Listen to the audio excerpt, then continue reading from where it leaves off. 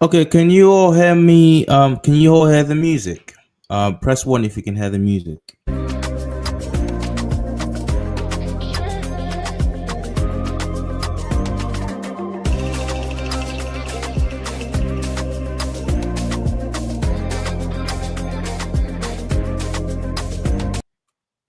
Okay, thank you. Without history, I can see you in the chat. Wow, that's a heavyweight straight off the bat. That's a heavyweight straight off the bat. We can see in the chat there. Wow. Okay, we got without history joining us saying pressing one. Okay, so that's cool. You can all hear the music. That means you'll be able to hear whatever I play later on in the video, in the live. Okay, I'm just gonna pattern up some other things and we can get crack-a-lacking.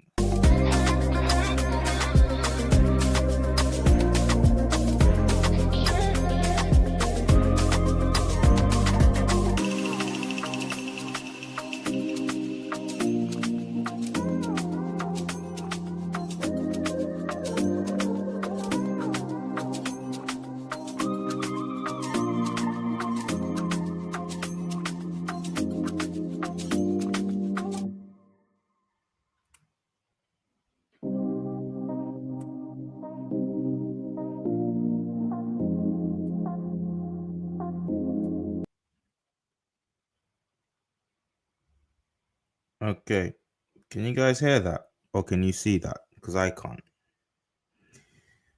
Press 1 if you can hear the video that's on the screen right now. If you can't, press 2. Press 2 if you cannot. If you cannot hear what's on the screen right now, press 2. Hiya Wildflower, hiya Wesker Willie, David Johnson, how you doing? Wow, Kapruki. Okay, Wesker Willie. Okay, thank you very much. You can't hear the video that's on the screen. I thought as much. All right. Cool. I'll get that off then. That's a bit annoying. Okay, right. Thank you, David. Okay, right. This is good. This is good. We got some bodies in the house. This is amazing. Okay. Who else have a nice shout out? Kapruki. Wow, Kapruki's here with us. Let me just go up.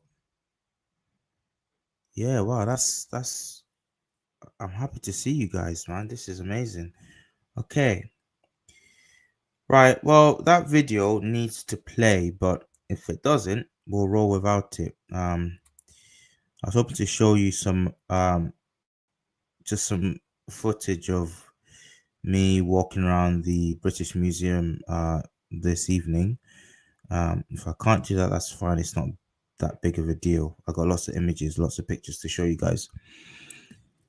Yes. Right, let me see. I'll just give it one more go. Give it one more go. See if that does it work if I share screen. So I'll go down to this. I just open that up and I'll leave that there. Okay. Can you hear this? Press 1 if you can hear what's playing right now. And press 2 if you cannot still hear what's playing right now.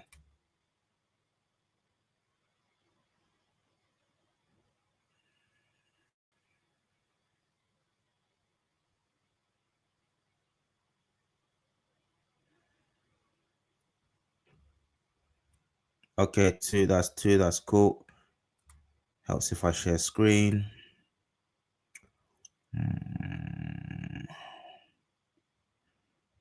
Okay, let's do it that way. Right.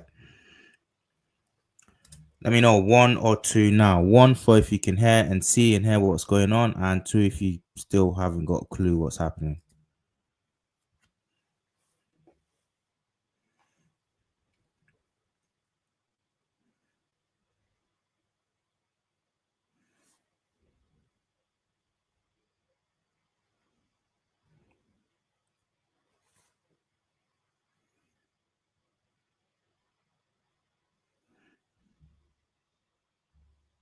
You can see but no sound, right? You can see but no sound. Okay. Still no sound. Thank you. Thanks for that. I'll just change that up. Right. Let me move this out. And I'll try now. Again, 1 if you can hear it now, and 2 if you still can't hear it. This will be the last go and I'll give up on it. It will be a rather bright 2 minutes when the sun decides to come out. We take what we can. So yeah, it's your boy Joe Black. Okay, good. Okay, so you guys can hear that loud and clear. So maybe I'll take this off. And I really like my headphones. Seeing if I could test out my new headphones, and they seem to be a problem. Okay, that seems to be the common denominator. I'll get rid of the headphones. Okay. You can all hear properly and see properly without the headphones on. I think that's the common denominator, so we'll proceed without. So, what are we doing? What are we doing? Good to see a good 30 in the house. Wow, I think that's the most we've ever started off with. 7 minutes in. I'm so happy to see familiar faces. It gives me a nice, comfortable feeling. It gets rid of the nerves. Good to see you again, Wildflower. Good to see you, David Johnson. Okay, right. So I went to the British Museum late last year, and around December, I had some business, some stuff that I had to do in London. So I thought I'd kill 2 birds with 1 stone, and also pay the old British Museum a visit. And I was happy to, but on the way I took a detour. I took several detours. And one of them happened to be a detour to the National Gallery, right? The National Gallery. And I'm glad I did that, actually. I'm glad I did that because a lot came up just from visiting the National Gallery itself. And I want to share that with us before I even get into what I saw at the British Museum. So let me see if I can share the screen with you guys. This is just, I'm going to add that to the stage again. No, I'm not going to add that to the stage like that. What I'm going to do is I'm going to present. This is us on the way to the British Museum. I just want to give you guys, I feel like tonight what I want to do is give you kind of an immersive experience of what happened that day. And it's my 2nd or 3rd time at the museum, and I think this time I felt bolder to just carry a camera around and just speak freely. Now, the first time I was there, I didn't even take a camera. I was too like, I was just taking it in. The second time I brought a camera, I think I edited in a clip from a video. I edited in a clip of what I shot into a video, and I think if you day one to remember the video, day one to remember, it's about what the Greeks thought of the ancient Egyptians.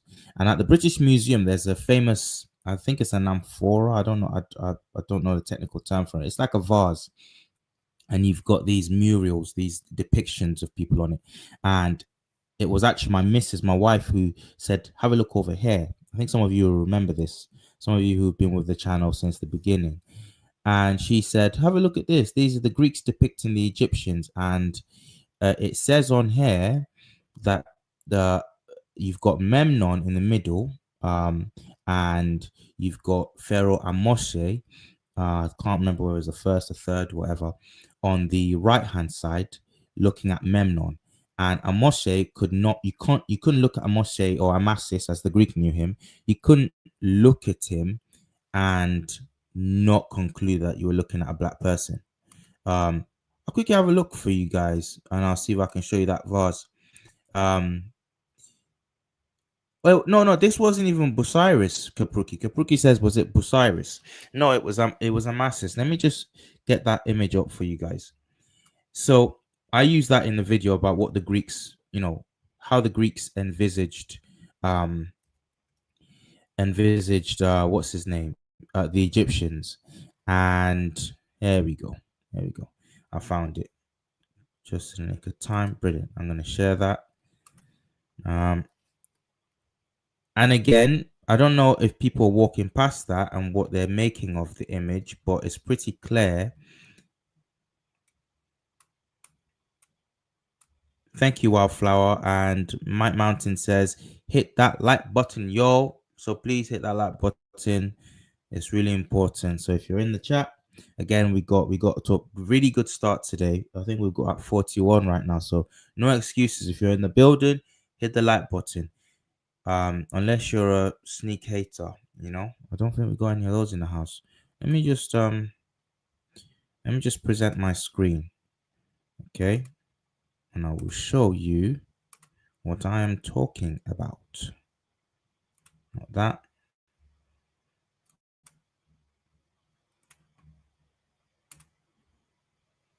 There we go. Amphora of Memnon. It is called an amphora.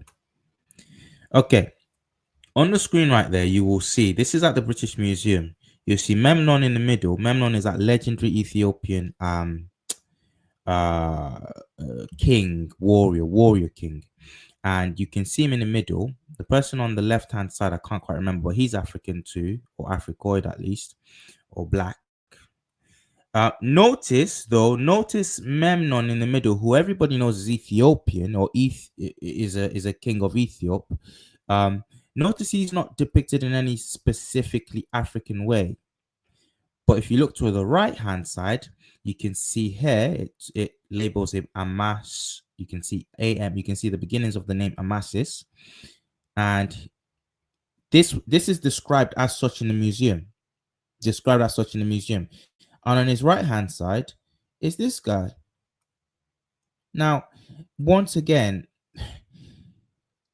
you have to then say to yourself, if you're one of these people who are going around pretending that every other marker, everything that's pointing from the historical accounts to the anthropological evidences, the archaeological evidence, the mummies. I mean, I watched a great video today, a snippet. I was on shout out to King's Monologue again.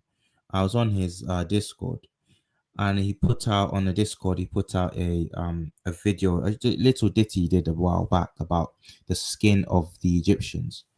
Sorry, the skin of the mummy on the Egyptians, and he was talking about how bitumen wasn't added to the mummies. It wasn't something that was used in mummification till the late period, but before then you had no presence of bitumen. So Egyptologists have to explain away the darkness of the mummies, and they wouldn't really have to explain it away if they were just truthful about what they were seeing.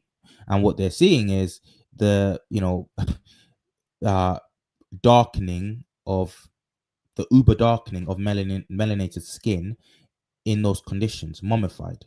It's the same when you have I've seen comparisons elsewhere. It's the same way you have mummies in Asia and mummies in mummified remains in other parts of the world, and other parts of the world where you've got light-skinned people.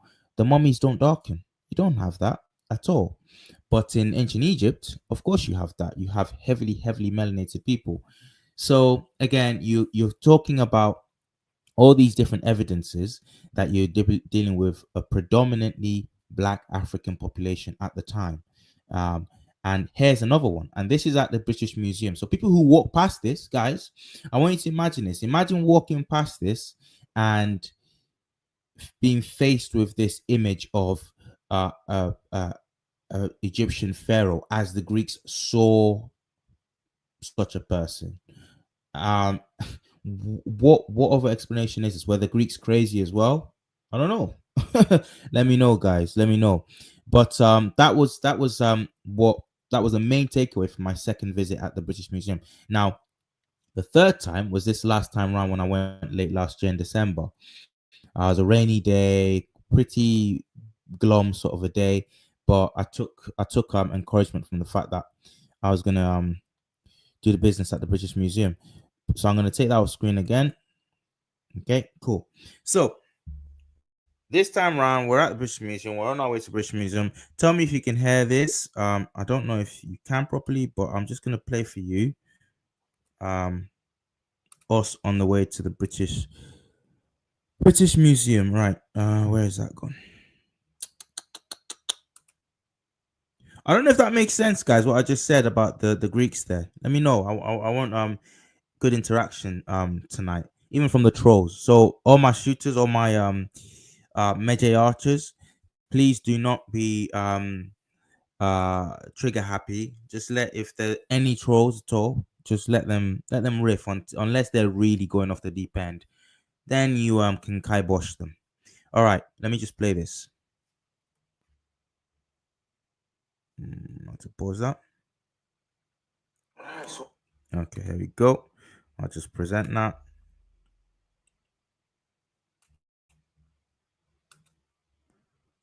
Okay, there we go. Hello, King. The main man, King, is in the house. All right, I'm gonna play this for everyone. This is also on the way to British Museum, sometime around December last year. Alright, so on our way now to London to see some stolen artifacts, ancient of ancient sort. I'm gonna be going to the British Museum. Maybe it's the National Art Gallery as well. Yeah, the Imperial War Museum, just in case got anything interesting there as well. But it should be an interesting day. It should be a very exciting day. As you can see, it's still okay. People saying it's quiet. It's quiet. Okay, just bear with it. I hope it's. I granted it is quite quiet, but let it all get better. There's more clips coming up, but I'm just gonna play this to the end just because I started it. Quite dark outside because it's winter, and you only get about 2 minutes of sun around here, around these parts, when it's winter. But hopefully it will be a bright 2 minutes when the sun decides to come out. We take what we can. So yeah, it's your boy Joe Black, heading out to see what feathers he can rustle or fluster. Anyway, yeah, over and out, guys. It's been an interesting day.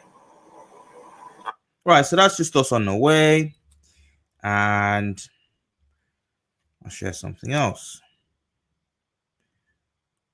So we're on our way to the British Museum, and we run into a few things on the way. I just want to show you. I don't know what was going on.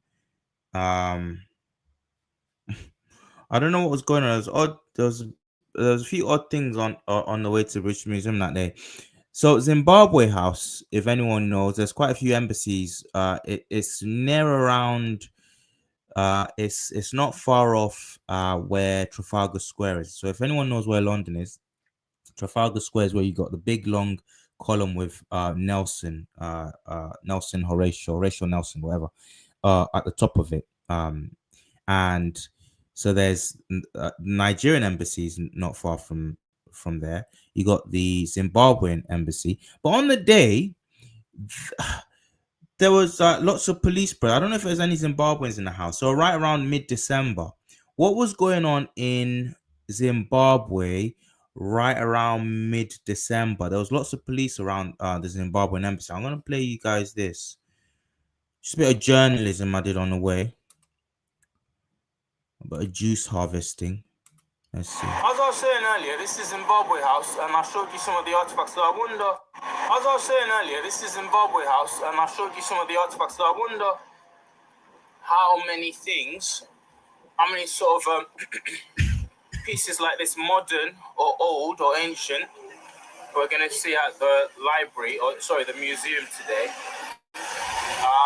But also, so this is Zimbabwe. I'm not going to go in. I can't go in. I mean, I don't know what the rules are about going into the embassy of Zimbabwe. Just imagine it's another country, so you can't just walk in.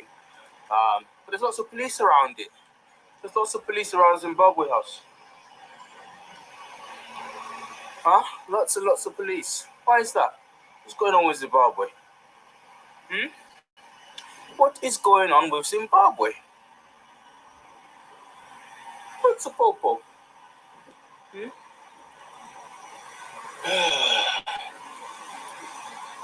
Okay, guys, so there we go. I wonder if anyone watching is Zimbabwean and can tell me why there should be a massive police presence around the Zimbabwean embassy right now. Okay, guys. Imagine it's another country, so you can't just. Right. Hang on a minute. Just wait. Is that a police station? I don't know. Might be in a police station. Imagine it's another country. It's Zimbabwean and can tell me why there should be a massive police presence around the Zimbabwean embassy right now. Okay, guys. Okay, right. So that's that. I don't know. I know we got Ugandans in the house, and I got Ugandans and Rwandans in the house. I think Wildflower. I don't want to out you, but I think Wildflower's from that part of the world. Not Zimmy though. Wildflower. But yeah, there was just lots of police around there, so I just thought, what's going on. Anyway, at me in the chat if you know about anything that was going on at the time, around the time. I could just Google things, but it's not as interesting. All right, so cool. So that's us on our way to British Museum, and this is us as we arrive. Let me play you this.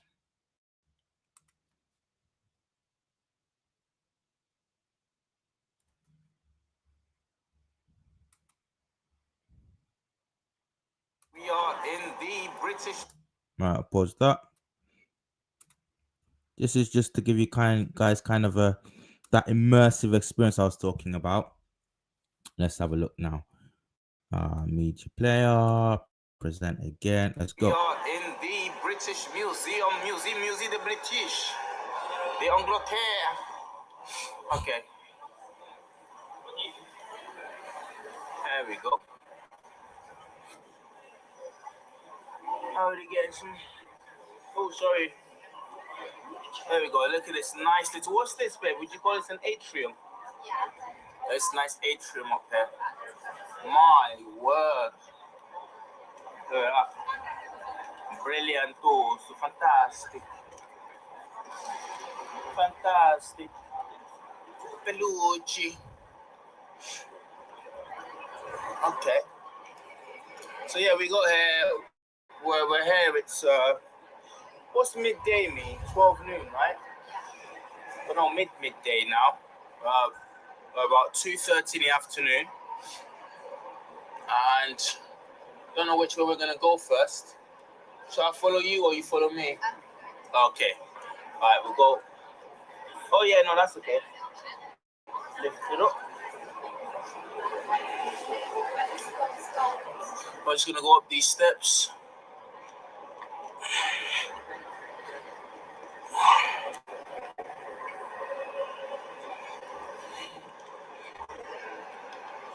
And I will pause.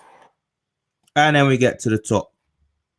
And they get to the top of the at the top of the flight, those at the top of those flight of stairs, and there's another set of stairs to climb.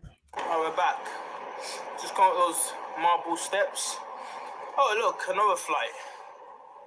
We're not done. I don't know what that's from. There's a lift. Oh, there's a lift. Okay, I think we'll do the lift. Okay, that was me having a bit of a blonde moment. Right. Didn't see the lift till the end. Okay, right. So I need to put that up. Somebody said, let's see, what's that? Mike Mountain says the Holy of Holies, and Marcus Antonius Washblack says built like a bank, Indiana Jones's wet dream. Yeah. So yeah, it's beautiful architecture, very, very nice. Especially that entrance bit.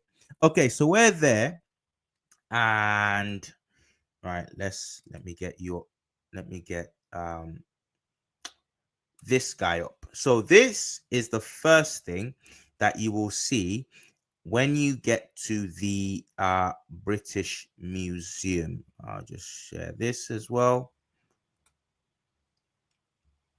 Well, actually, no, scratch that. I don't know what I'm talking about there. This is the first thing that we saw when we arrived at the National Gallery. Okay, let's go to that. Okay. This is the image of a man called, well, we don't know what this man's called. First question. So we're not at the British Museum yet. We decided to go off on a tangent and visit the National Gallery.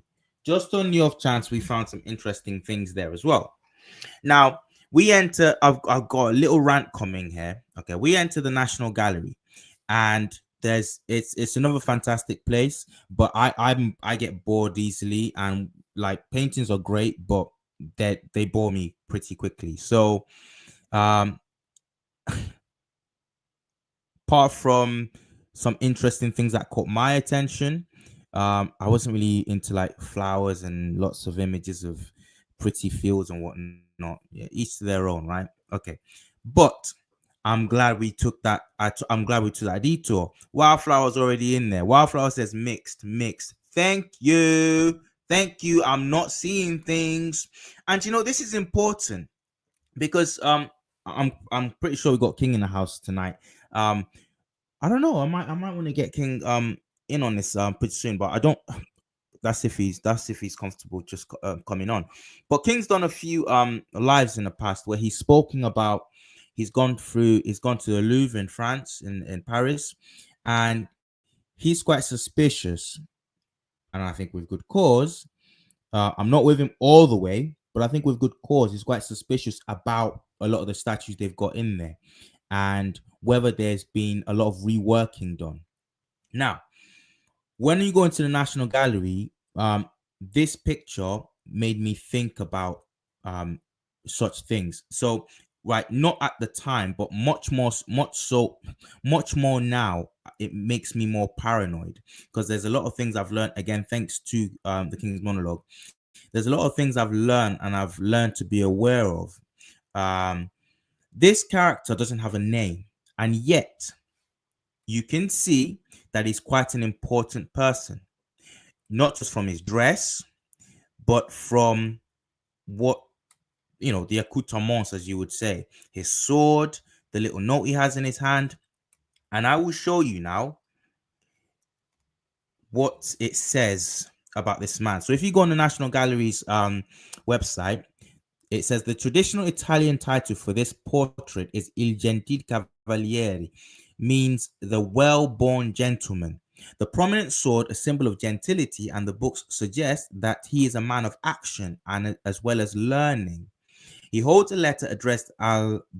sig to Lord, but the name is now illegible. Okay, that's suspicious. Below that is written Berg for Bergamo. His black costume decorated with gold braid and the style of his hat are similar to those worn at the French court. An unusually large number of old versions of this portrait survive. So there are older versions of this portrait, okay? But I don't know where they are. I've done some digging. I can't find them. Okay, an unusually large number of old versions of this portrait survive, which may suggest that the sitter was someone important. So you got someone clearly important here. Okay, since the sword is worn on the man's right side, he must be left-handed. It is very rare to find an explicit reference to left-handedness in a portrait of this date, as it generally had negative associations. So you've not only got someone who's very important, but who's commands enough respect and importance that he has his what would be termed a defect at the time. He has that portrayed, whether it's his wishes or I don't know, but he has it portrayed that, look, I'm left-handed. The sword's on my right hand. It's not being mirrored. It's not being tampered with. That part of things hasn't been tampered with.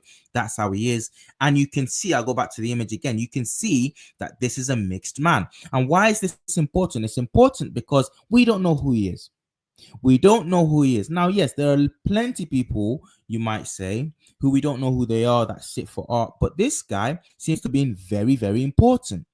Now, I'm going to go out there and I'm going to explain why I think I'm justified in this.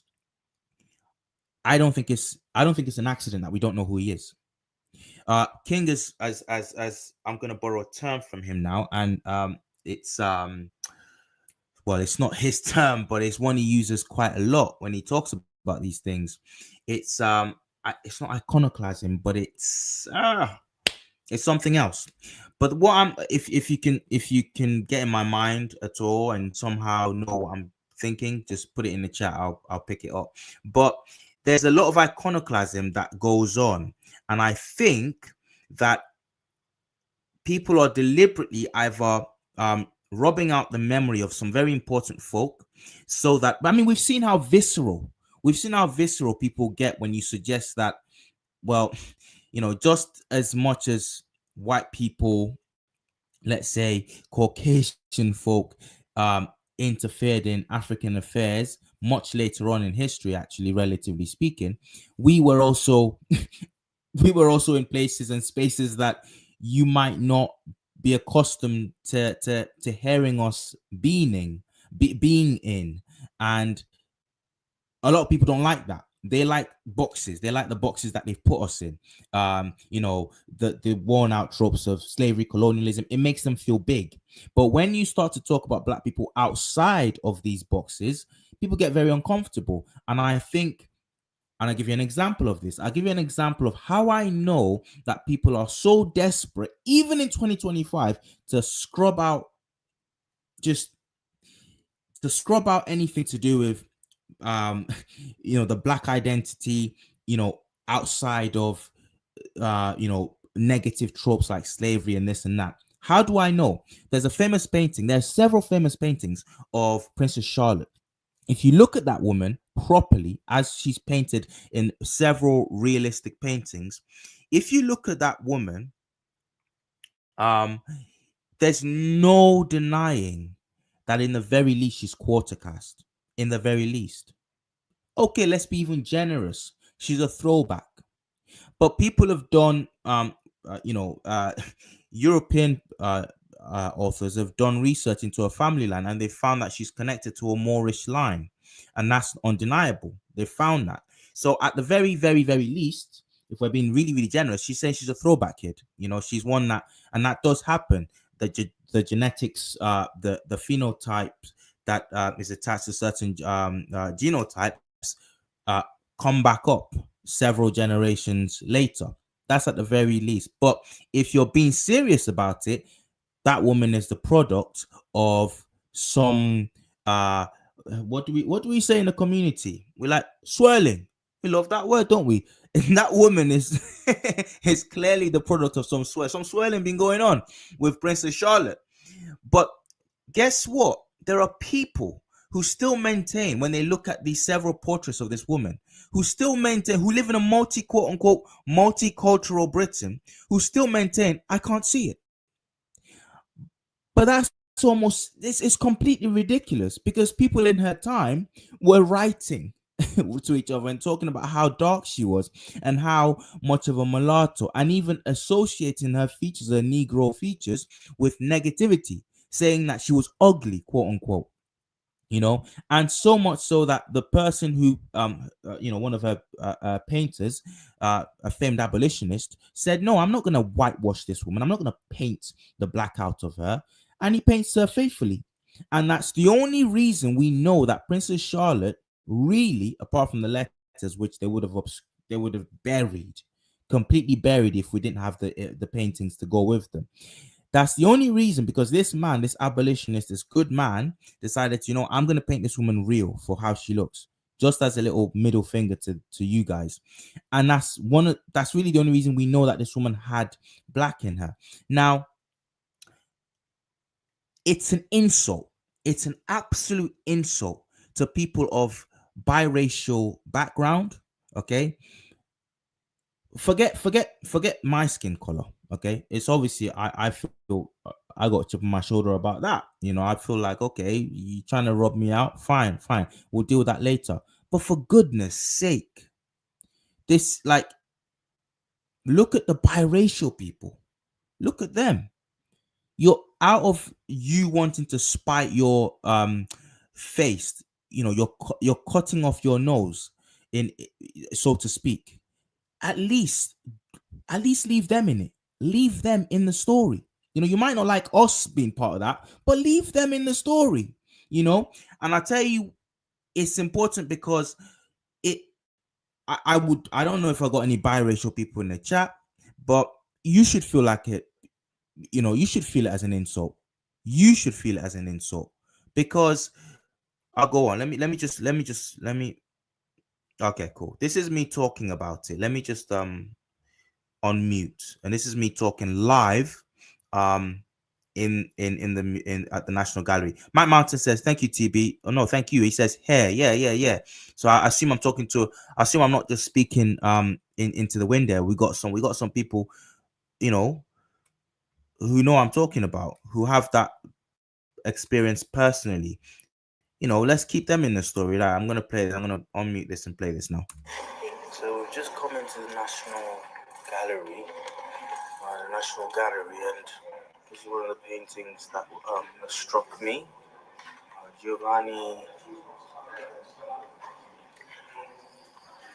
This is Giovanni Battista Moroni, Portrait of a Gentleman in Gentile Cavalier, 1564 to 1565. The city's fashionable costume shows French and Spanish influence. Most of the identifying letter he holds is now illegible, but he is probably a nobleman from Bergamo. His the books in his left hand and his prominent sword, a symbol of gentility, explain the traditional Italian title, the well-born gentleman. You just have a look at his features there, and the what he's got in his hand. Can't really read it like it says. He's very well dressed.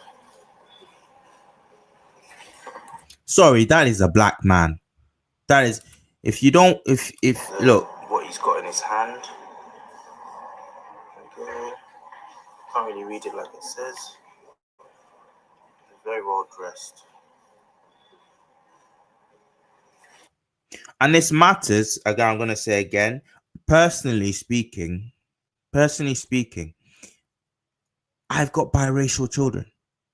And one day, they're going to really want that side of them to be, I mean, they're gonna be proud of that side of them. Now imagine someone coming along because they're so filled with hate, pretending like that side of them doesn't exist. Literally, I'm gonna borrow a phrase. This is definitely a phrase I'm borrowing now. Shout out to you, London. I don't know if he's in the chat.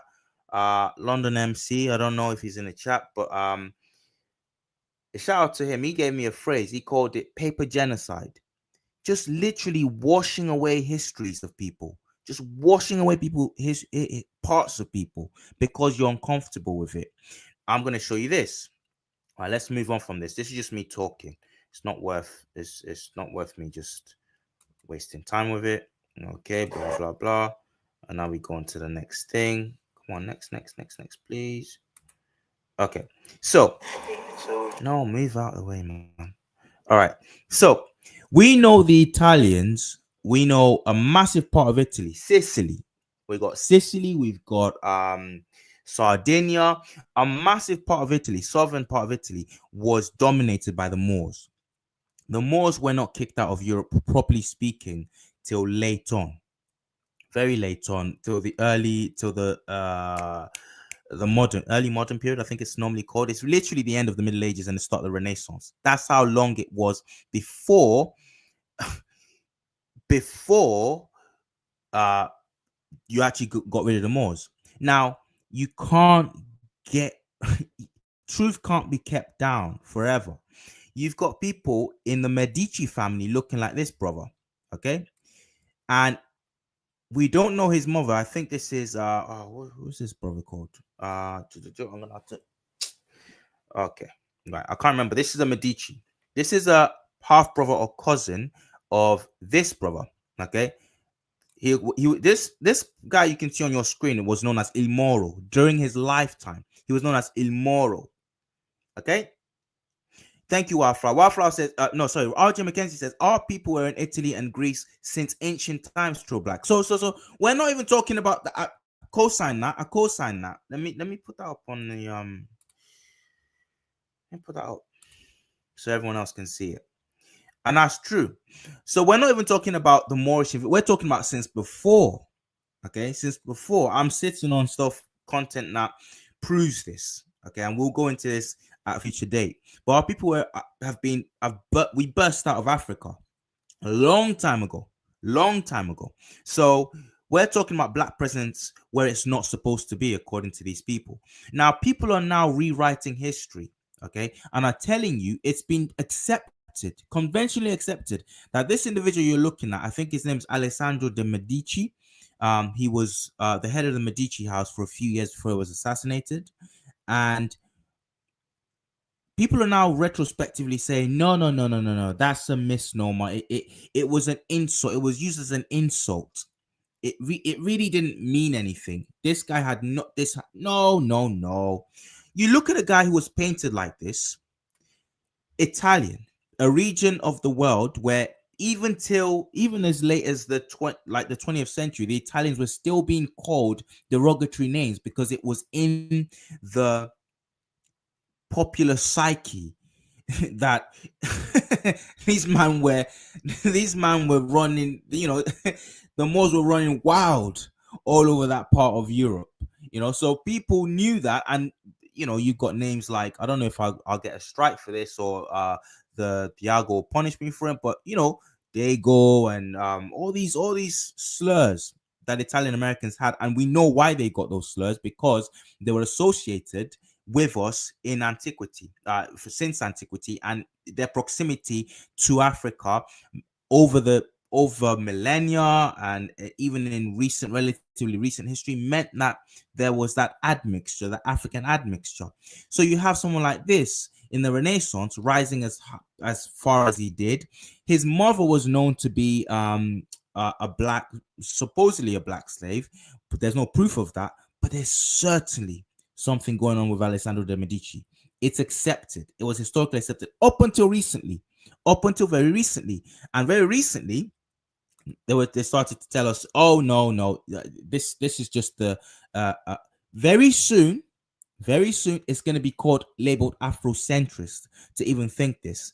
Let me read this super chat out. Marcus Antonius Wash Black says, hit the like, or in 50 years they'll make it in 50 years they'll make Beyonce white. Thank you for that £2 super chat, Marcus. That's appreciated, even more so for the comment. Yes, in 50 years they will be making Beyonce white. This ain't no joke. This is actually no joke. There are some people with some serious insecurity issues, but they project that onto us, and they say that it's us. We're looking for blacks in here, there, and everywhere. No, we're just asking you to tell the story properly. So if people are willing to tell you, to now start rewriting history and tell us, no, Alessandro de Medici wasn't half black or anything. Look, guys, that image I showed you at the very beginning, we don't know who he is, and I think that's deliberate. I think if he was important, it's not by chance that we don't know his name, not even his name. Possibly by his name, we'd be able to trace something of his lineage, and again, that would lead to some kind of inconvenient truths about the evidence of black people and the prominence of black people that black people reached in Europe in these times that they weren't supposed to be present in Europe. Right, let's keep going. This is another image of Alessandro de Medici. Tell me you're not looking at somebody with Negro admixture. Tell me you're not looking at somebody with with biracial heritage. But now it's being rewritten, and I don't really want to give much more air to this. Is the article. This is an article from an Italian guy talking about how this is a rubbish. I'm not really gonna go into that. I download these just as a side note. I download these things because I don't want the internet. I don't want any issues with internet kind of derailing bandwidth and internet speed to derail our conversation tonight. So that's why I download some of these, and I just set everything up it makes for more work, but I think it's worth it. Okay. Right, let's keep going. Okay, so this is just something I wanted to show us as well. So again, you've got all over the heraldry of Europeans, you've got these Moors, and again, we know just from this alone that the Moors were prominent. And when we say Moors, we know we know what we're talking about when we say Moors. We're talking about actual people of what you would call the Negro look, not ambiguous looking people. All right, these are all over the place. This is one of the oldest iterations of the four Moors. I think in some places there's 3 heads now, it's not 4, but you can see there in the top right hand corner that you're not talking about Arabs, for want of a better word. You can see that right there. Okay, cool. I'm gonna move on. Again, you've got them on the right hand side here. They're as black as can be. Okay, gonna keep going. This, I believe, actually I'm wrong, this is the oldest version of the 4 Moors. I think this dates back to, when does this date back to? Sometime in the 1400s.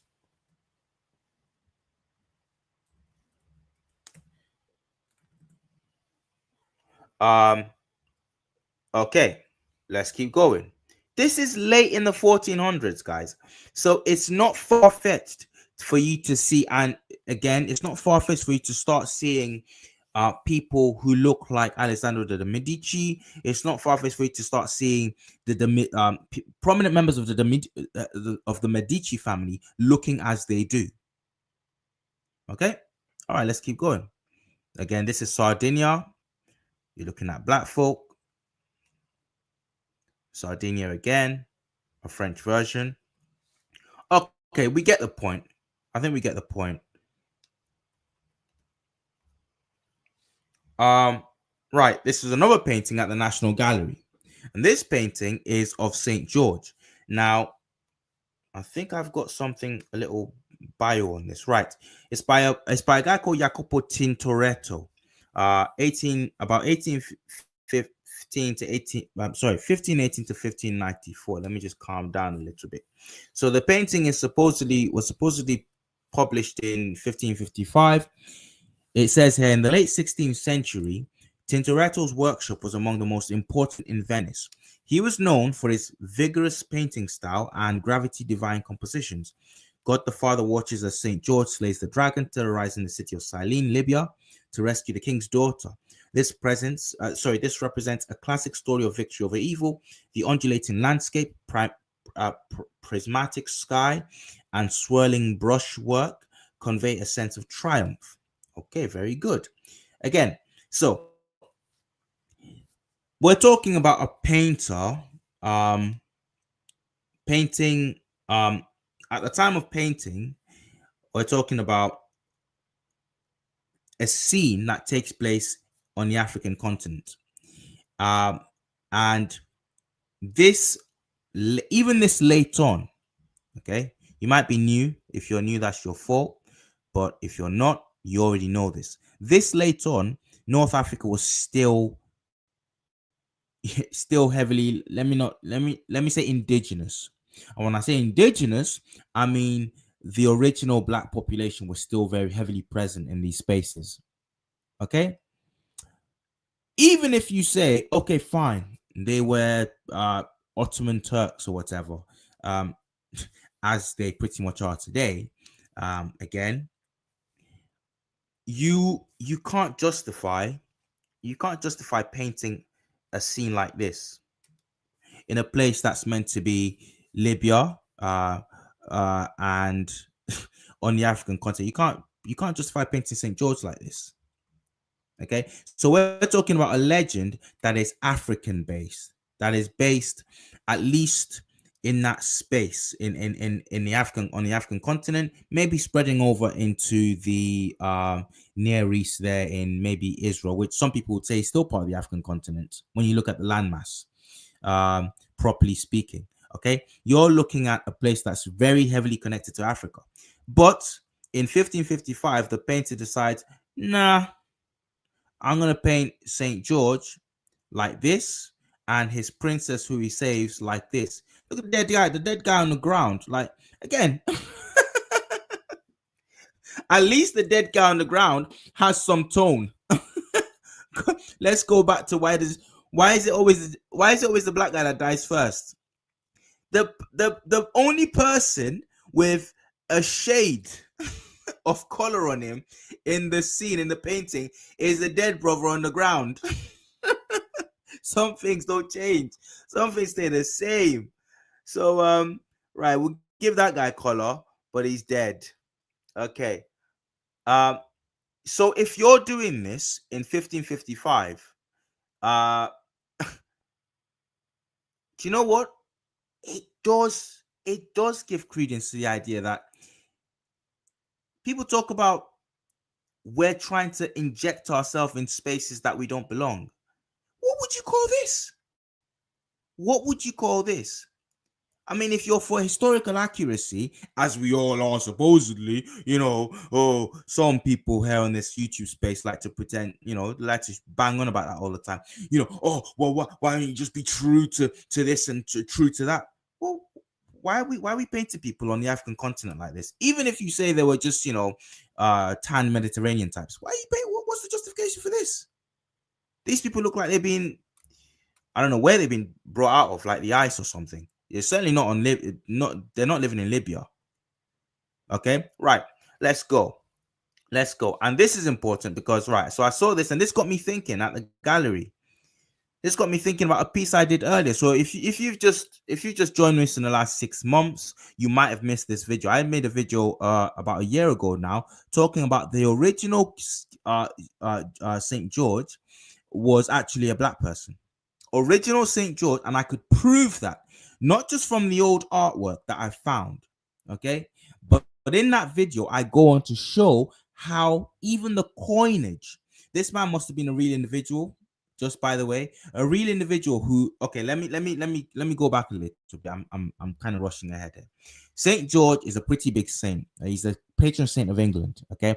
He's also the patron saint of, I think, Georgia, which is why the country is literally named Georgia after him. Now, it's very, very ironic because over here there's a big debate about, waving the St. George flag around because it's become the purview of white nationalists. They wave the flag around, as a point of making a point that this is England, this is still England, this is St. George's country. But irony of ironies, where the creator, his most amazing is in his sense of humor. Irony of ironies, God set it up so that you actually have St. George, this man that is being waved around as the face of white England, Little Britain, actually originally was a black man, was most likely a man that, these people who like to wave the St. George flag around about, most likely if they saw him, the original St. George, they'd want him out of the country. They'd want him out of the country. Well, isn't that funny? It's funny to me. It's absolutely funny to me. And right, so I'm going on. This is one of the earliest paintings from the Renaissance period. Very, very early Renaissance era of St. George. Now, I came across this painting and I thought, what? I know that's St. George, but why is he painted like that? And once again, he's painted with full Moorish sort of Moorish, what would you say? Again, I don't want to overuse this word, but I do love a good Franco-English word. Accoutrement. Ooh, rolls off the tongue. I love it. All right, so you got this man in Moorish accoutrements. You got him in Moorish garb because what do I mean here? see the sash on his head. I don't know if you guys can see the cursor, my little hand there. Okay. Look at his head. That is a Moorish insignia. That red and white. That red and white that you see there, you will see that represented again and again and again and again and again and again in Moorish art. Now, why is St. George being represented as dark as this? Obviously a black African man and with Moorish sort of paraphernalia. Go and check that out, by the way. I'm not here to prove that to anybody tonight. I think we all know what's going on. This sash, this red and white motif is something that you'll see. I think it's from Cordoba, the Emirate of Cordoba. That was their, that seemed to have been their colors. Okay. You've got St. George dressed. So I saw this painting. I thought, what the heck? I've never seen anything like it. Why is St. George black? I mean, we were St. George too. You know, there's a bit, and if it's we were St. George, like, so the Italians are saying this because I think this is an Italian painter. Okay, so I go digging and I find out that as far back as the Byzantine era, which isn't really now that far off the beginnings of the legend, I find out that the coinage of St. George depicts him as a black man. And I think, what? Let me show you this. And I made a whole video about it, but I think it's worth going into tonight because so this is definitely by what's his name now? Let me go out of this. Right. This is a little fact file on the painting, and it tells us, I'm just gonna scroll down. It tells a little, so I'm not gonna read all of this, but I'll scroll in a bit more. And it says, this lively and impressive painting was first published by Eberhard Römer, who attributed it to the young Cosimo Tura. So Cosimo Tura is supposedly the painter of this. We know, or we think we know that because there are older versions. Either older or younger version or later versions of this painting. I put it that this, what you're seeing here, is a much later version of the original painting. It's almost the same style. This is definitely, we know this is by Cosimo Tura. He's standing in almost the same gait. This St. George, this version of St. George, is the horse is in almost the same way. The dragon is almost certainly in the same pose and the same stance. Okay, what we miss in the other image, in what I think is the earlier painting, is we don't see the woman. This is meant to just literally just this is meant to foreground St. George alone and St. George alone. Okay, so I go through this and I think, oh right, I keep digging, and this, what you're looking at right now, is what started making me think, oh my goodness. So whereas I think this was a turning point for me. Whereas I'm coming at this thinking, right, we must reclaim Egypt. This was what got me thinking outside of the box. And some of you will say I'm still not there yet. You know, I've seen some of the King's work lately, and I say it's spicy. I say the claims, what the King is claiming, based on, you know, I can see where it's coming from. I'm not ready yet. I'm not there yet. I'm not ready yet. But seeing this made me think outside the box, made me start think, okay, right. So people are onto something. This is St. George. This is some of the earliest representation of St. George we have. Now, they will tell you, some of these bedwetters will tell you, you're looking at a tanned man. What are you talking about? This is a tanned Greek. This is a Greek man you're looking at. Complete with a fro. Complete with the black skin. Okay, let's go. Right. Then I kept digging. This is images from a church in Cyprus, I believe. It's one of the oldest iterations of St. George. Okay, you might not be happy with that. You might say, let's play devil's advocate. Let's say what they say to us. There's a staining. The thing got darker over time. Come on, move on. Stop it, you Afrocentrist. Okay, so we move on. It's not surprising. His little ting there, who he's saving. It's not surprising she's dark as well. But let's move on.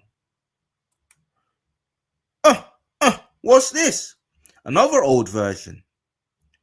I mean, in this one, I can't zoom in. I don't know why, but I can't zoom in. It's not letting me zoom in. Okay, but in this one, come on. Wesker Willie says, nah, I'm not playing devil's advocate. Yeah, but I have to. I want to be, I will be the moderator. I have to be the one that, London says too black for Zoom capability. So these are the old. I'm going as far back as I can. And again, if you know anything about history, you go back to the earliest representations of something. That's how researchers do it. Things change over time, but you go back to the earliest representations of something to prove its authenticity, to prove its provenance. This is how they were drawing St. George. Okay, let's keep going. By the way, if you want more details about my claim, okay, and you're not convinced, I urge you to go back to that video. You'll see if you just go on the Trill Black YouTube page, you'll find it there somewhere. Okay, this is another image of St. George, but let me go to the coins. My days, as we say here in England, in the Queen's country. Look at my brother. You're not looking on the right hand side to see St. George now. You're looking at let me draw your attention to the left hand side. This is the obverse of the coin. Come on now, people. Come on now. And you had my man.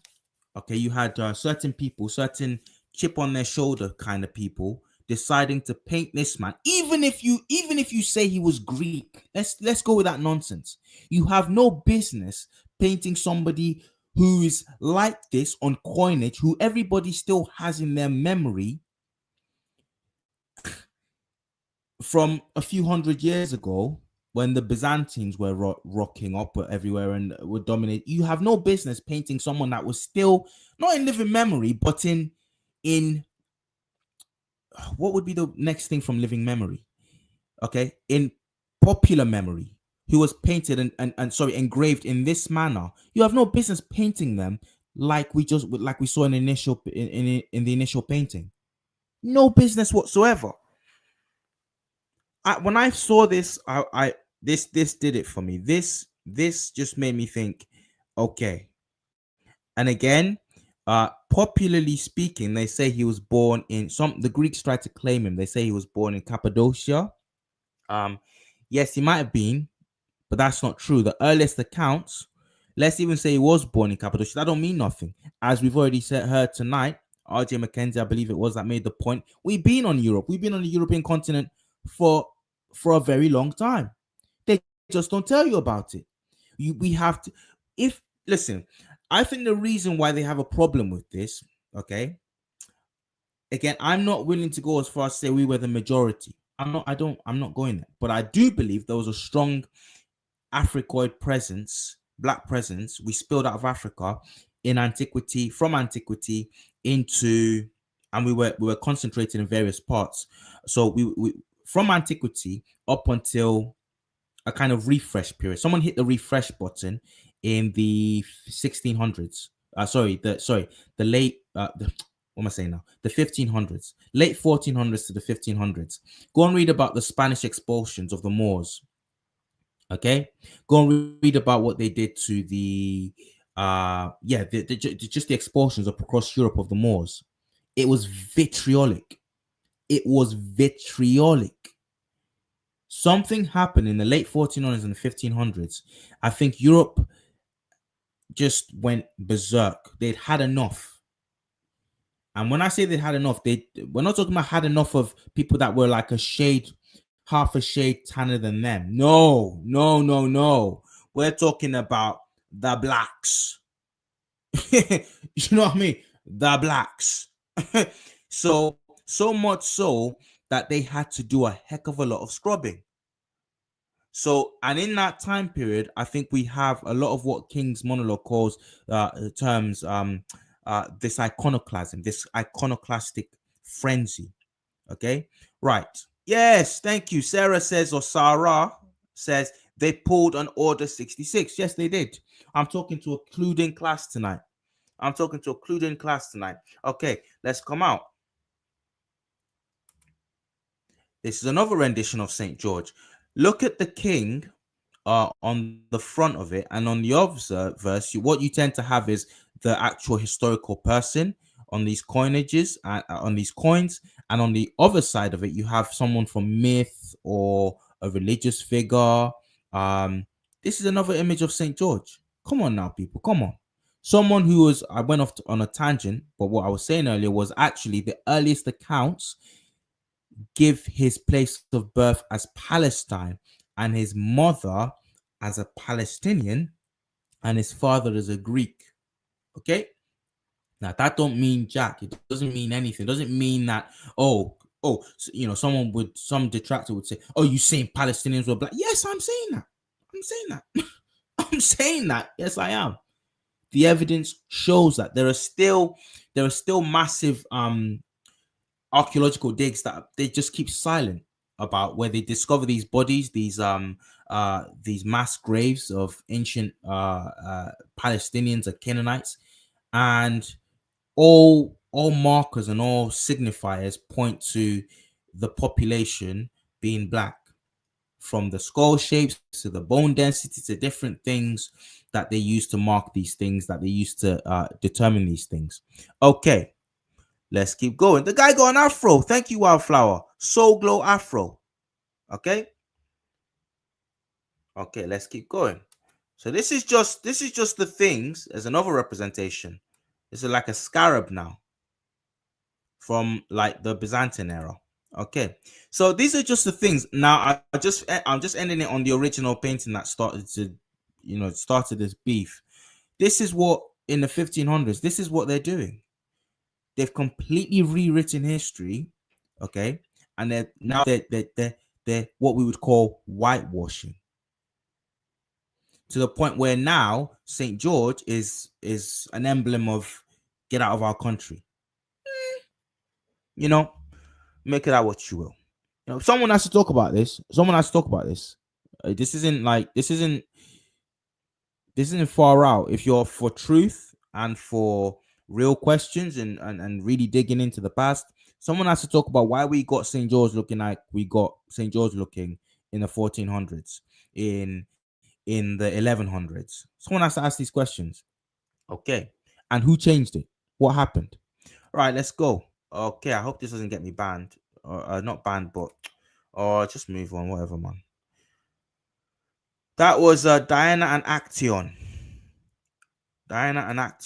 So again, in this painting, what you have is not worth it. There's not a big point I want to make about that. I don't really want YouTube to freak out over a few appendages. Let's have a look. Right, this next painting, this was at the National Gallery again. What you're seeing here on your screen is part of a massive panel. It's part of a massive this looks like one painting, but actually this itself is part of another painting. And what you're looking at, if I can just right, let's go. 108 people in chat. Wow, we're doing well. Okay, please hit the like button, guys. Hit the like button if you're in the chat. I don't know what we're on right now, but please, if you're viewing right now, make sure the algo picks us up. This is called, let me zoom in. Right, you can see the rest of the panel here. Okay, you go into the National Gallery. This completely struck me. I was awestruck by the size of this thing. You had it in different sections, and it looks like what you're seeing here. Well, you can see it down below there. It says the triumphs of Caesar. 1, the trumpeters. 2, the triumphal carts. 3, the trophy bearers. Now, this man struck me for obvious reasons, and I was wondering about him. Now, I'll read you the bio on this painting. These are 6 of the 9 monumental canvases known as the Triumphs of Caesar, painted by Andrea Mantegna, between the mid 1480s and 1506. They depict a magnificent procession celebrating the victories of the Roman general and later dictator Julius Caesar over Gaul between 58 and 50 BC. Okay, a magnificent procession, keep that in mind, celebrating the victories of the Roman general. Okay, this is a procession. This is like a victory march. Mantegna embarked on this highly ambitious project when he was working as court painter for the ruling Gonzaga family in Mantua.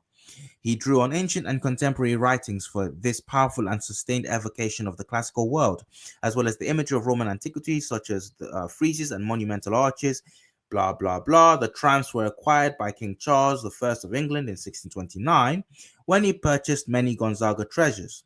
Considered the jewel in the crown of the king's paintings, they arrived in England the following year and were hung in Hampton Court Palace. Okay, let me do a quick shout out before I make my point here. And we're still going to get to what made me really freak out on this trip. Okay, so thank you very much, Dame Dash. Dame Dash says, just showing support, bro. I appreciate the knowledge. You're sharing the knowledge. Thank you. Thank you. I appreciate you. Thank you for that $9.99 super chat. I really appreciate that. Right, let me get back into this.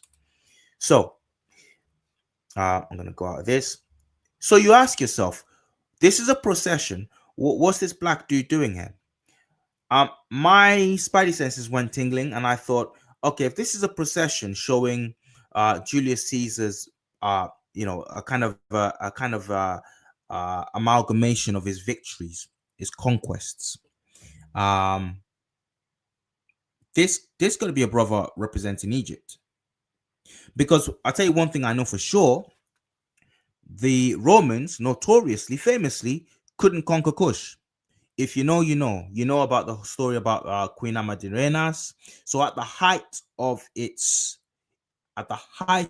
power, Rome didn't go. It had Egypt and it had a lot of North Africa, just that thin strip before you really get into the Sahara.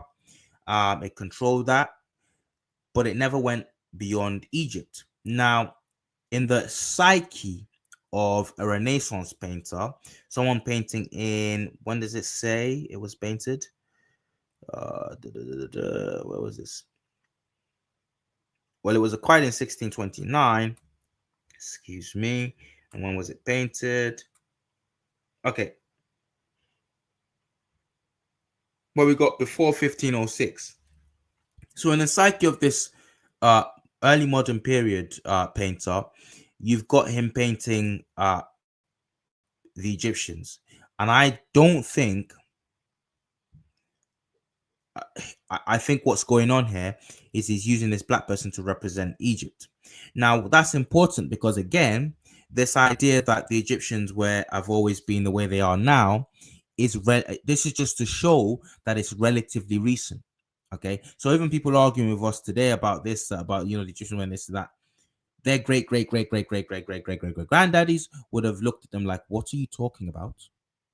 What are you talking about?" Everybody and their mama knows. Like, what are you talking about?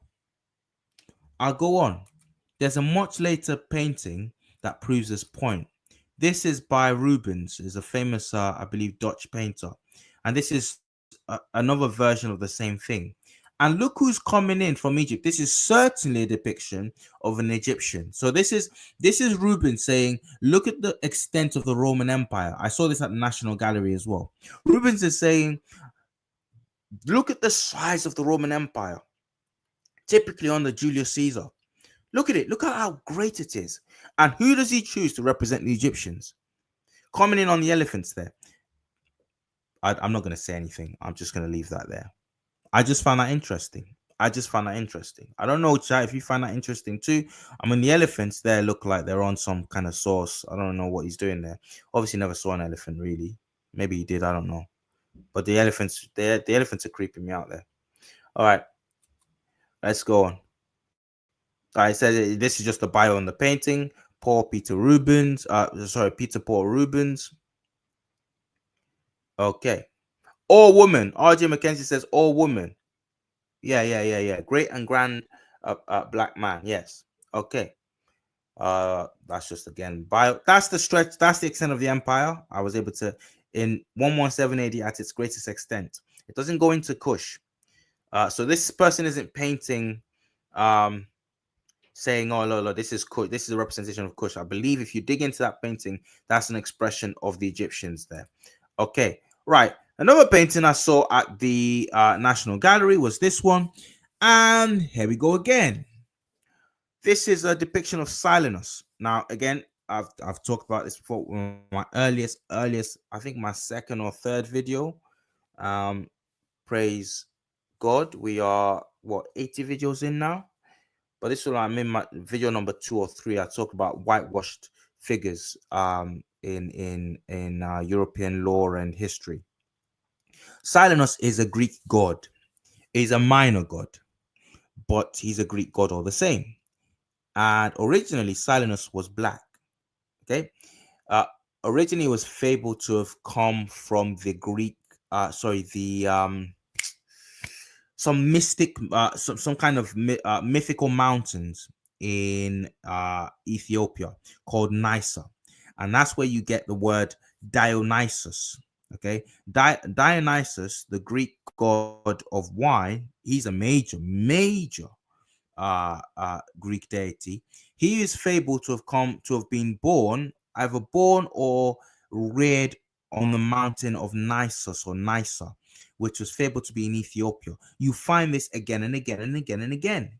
There's a massive crossover because the Greeks were heavily influenced by Africa, specifically Egypt and Ethiopia. Anybody tells you otherwise, they're lying to you. They're you know, they're just freaking out. They're having a meltdown. The Greeks were heavily influenced by by black folk. Okay, so you have, and I believe Silenus, when you see the original Silenus, who is fabled to have reared Dionysus on the mountains in Ethiopia, named Nysa or Nisus.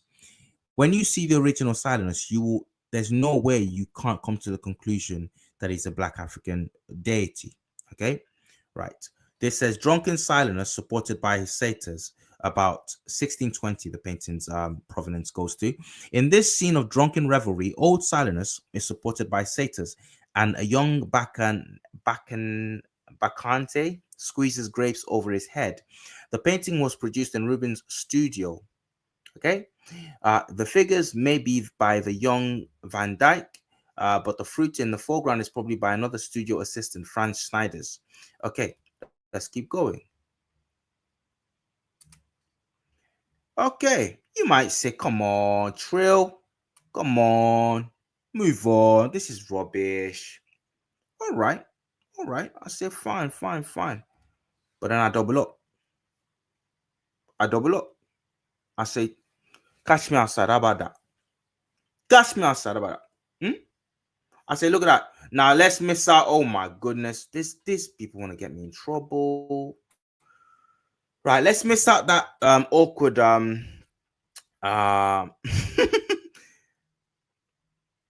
awkward little oh, there's more. Come on, these people were obsessed. Is that a woman or a man? What's going on? These Greeks are some freaks, man. What's going on? Got a face like a woman and a, oh my goodness, right.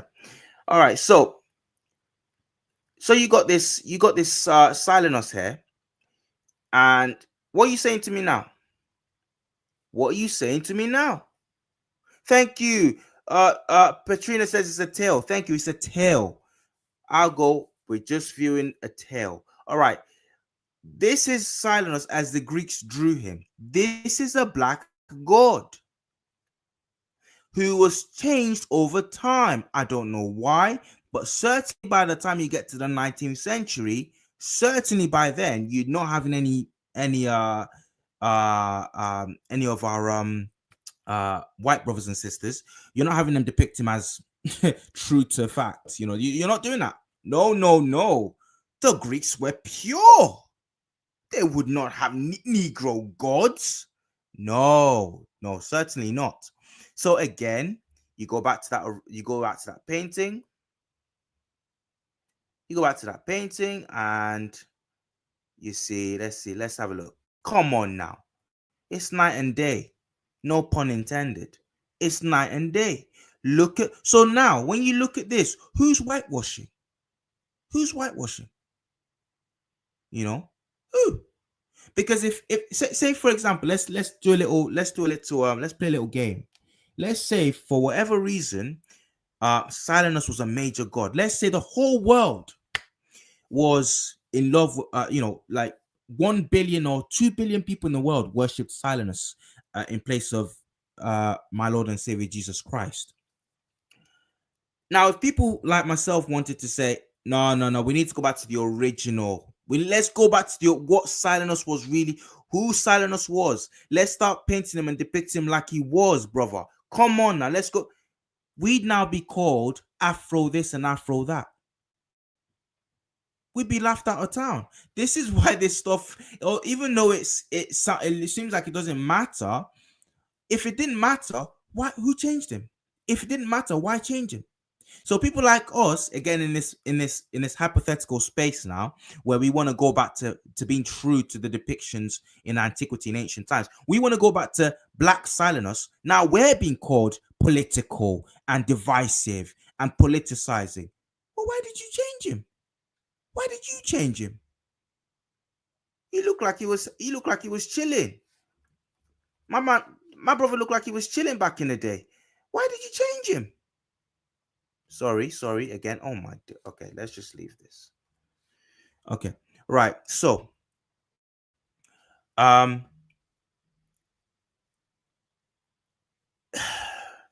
yeah. I'm looking at the chat. We would be called woke, exactly, and this is the point. This is the point. We would be called. It's another depiction on a mosaic. This is Silenus on a mosaic. And he's down at the bottom left-hand side. Okay, I'm willing to go and push the boat out and say the Greeks also envisaged Dionysus, the major god of alcohol and wine in their pantheon. They envisaged him as a black man, and that is what I believe you can see. I don't know if you've seen this. This is just more representation of Silenus. This, you can see the kinky hair there. You can see the lips. Come on now. I don't know who's got a nose like that, but they done the guy like that. That's fine. But you can see the broad nose. You can see the prognathism. And here's another representation of him. I think Silenus is based on the god Bes. Okay, I'm just putting that out there. I'm pretty sure it's based on the Egyptian god Bes, who's a pygmy god who looks almost exactly like Silenus. Okay, right. But if you look at some of these, there are some famous wine jugs, for want of a more technical term. And you know they're wine jugs because of the motifs around them, the painting around them, the grapes. You've got scenes from miniature scenes that are drawn on them from and they show Dionysus riding his panther. That's a thing from Grecian mythology. Dionysus rides a panther. Again, why is a Greek god riding a leopard? That's an African animal. Okay, he rides a panther. But a lot of these jogs are the heads of black youth. They're jet black with crisp, kinky hair and thickish lips. And you know the jog is an homage to Dionysus. I think in the cultural psyche of the Greek, there's enough evidence to suggest that the Greeks envisaged not just Silenus as an African deity or originating in Africa, but Dionysus. You say, why do I think that? Well, again, that's for another day. That's for another time. The Greeks were heavily influenced by the Egyptians. Let's just leave it at that. Okay. Right. Now we're at the British Museum. And the first thing I saw at the British Museum, the first thing I thought to take a picture of at the British Museum was this beautiful image of a sarcophagus, and it's Phoenician. But if you know anything about the Phoenicians, they were heavily influenced by the Egyptians And as per 2-3 videos ago, the Kushites. The Phoenicians really ascend around the same time as the Kushites, the Kushite 25th dynasty. Now, because of that, I did a community post about this this week. Because of that, it's created a convenient, a plausible deniability for those that like to downplay the stretch and the reach of the Kushite 25th dynasty. You've got these scarabs. Again, go and watch my last, not the last video I made as of now, as of the airing of this live, the video before my Benin video. So 3 videos back. Start from 3 videos back and watch when Kush came to Africa and the Hidden African Empire. I think I named it. Go and watch those videos. I think they're worth it. They're worth your time if you've not watched them. But you've got these scarabs found all across North Africa and in Spain. They don't depict quote unquote Mediterranean types. They depict African people. Now, again, I've made the point in those videos. What was going on around the time that these scarabs are dated to? Kush was expanding. You've got it in North African law.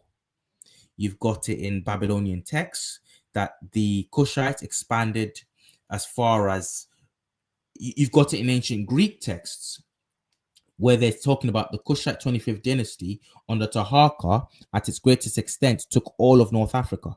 Now, what they've done is they've said, no. That was the time that the Phoenicians colonized all of North Africa and they created Carthage. That was the beginnings of Carthage. Well, then, okay, fine. You've got a problem on your hands. Why are the Phoenicians making scarabs with not Mediterranean types on them, but with like we're talking about people with I don't want to be crude, but with big backs, big heads, big chests, big lips, people you can't deny, people doing straight up, people who in another context you see these scarabs, you'd say that's a Zulu. That's a Zulu. No, see, I think something closer. What's closer to the truth is the fact that was a joint venture. In fact, not even a joint venture. That was Kush owns that time period, and I think it was the Kushites who, if you follow the textual evidence from the time and around the time, it was the Kushites who expanded into North Africa, and I think the Phoenicians later on, who themselves had a heavy black contingency. It was the Phoenicians later on who carried on what the Kushites had begun. I think that's clear. The Phoenicians weren't a militaristic group. They were a trading group. So it doesn't even make any sense that they would colonize that massive long stretch of North Africa that early on when you had it'd be stupid. It doesn't even make any sense. It doesn't make any sense with what the evidence that we have. And when it suits them, what they do, I hope I'm not rushing too fast. Press 1 in the chat if I'm pacing myself, or I press 2 if I'm going too fast, please. Press 2 if I'm going too fast for some people. But the Kushites, I think what's happening there is that you have the Kushites starting something that's taken on later on, and around that time, that's the point I was going to make. The point I was going to make was that the Phoenicians weren't known for their they weren't known for their militarism. They were known for trading. So how is a trading group that sees, we have this in biblical records, the Phoenicians were running to the Kushites for help against the Assyrians? How are people running to the Kushites who are ruling Egypt, the whole of Sudan, all of much of Libya, okay, at least let's say conservatively, everyone agrees on that. How are the Phoenicians muscling in on North Africa and say we're just gonna do outposts there? It doesn't make any sense. But they bury the truth behind a whole load of misdirections and highfalutin terms and highfalutin logic. When you dig deep and you break it all away, it doesn't make any sense. What they're saying doesn't make any sense. Okay, so I think what's going on here, you've got a sarcophagus from the Phoenician period, the Phoenician civilization, heavily influenced by the Egyptians, very likely seeded by the Egyptians. Remember, the Phoenicians are where they're now located in what would be modern day Lebanon. Okay, I've seen Lebanese people. A lot of them, you will look at them and they wouldn't be out of place in the Black American community. Again, they'll do their little fake genetic tests and tell you, oh, no. Don't believe your lying eyes. They have nothing to do with Africans. They have nothing to do with sub-Saharan Africans.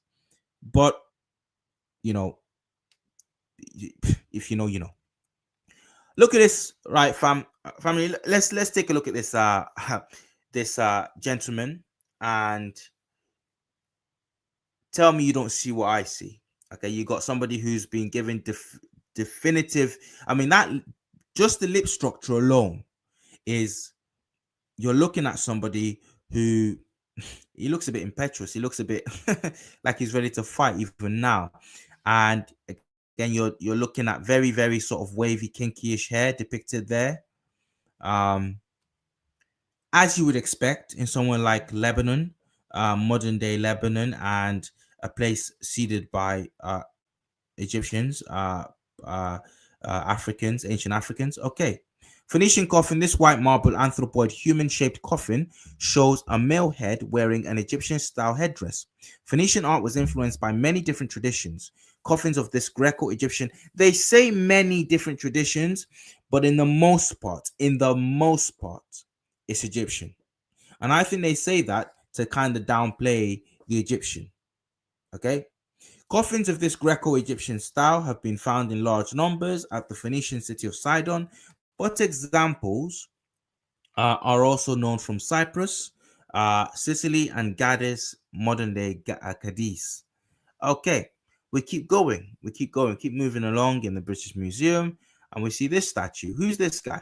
Okay, head of 19th dynasty pharaoh, about 1250 BC, made of red granite. This head wearing a royal headdress depicts a New Kingdom pharaoh, possibly Ramses II. Okay, it's great. I thought I'd take a side profile of this image, Ramses. Sometimes you can't really get the paint's worn off. I don't think they would have painted this as granite. I don't think granite takes the paint. Dr. Manu Ampim, I refer you back to Dr. Manu Ampim when he was with us in that live. He explained the different the conventions with painting and finishing off these statues, and he said typically granite, I think he said granite doesn't hold paint well, so this wouldn't have been painted.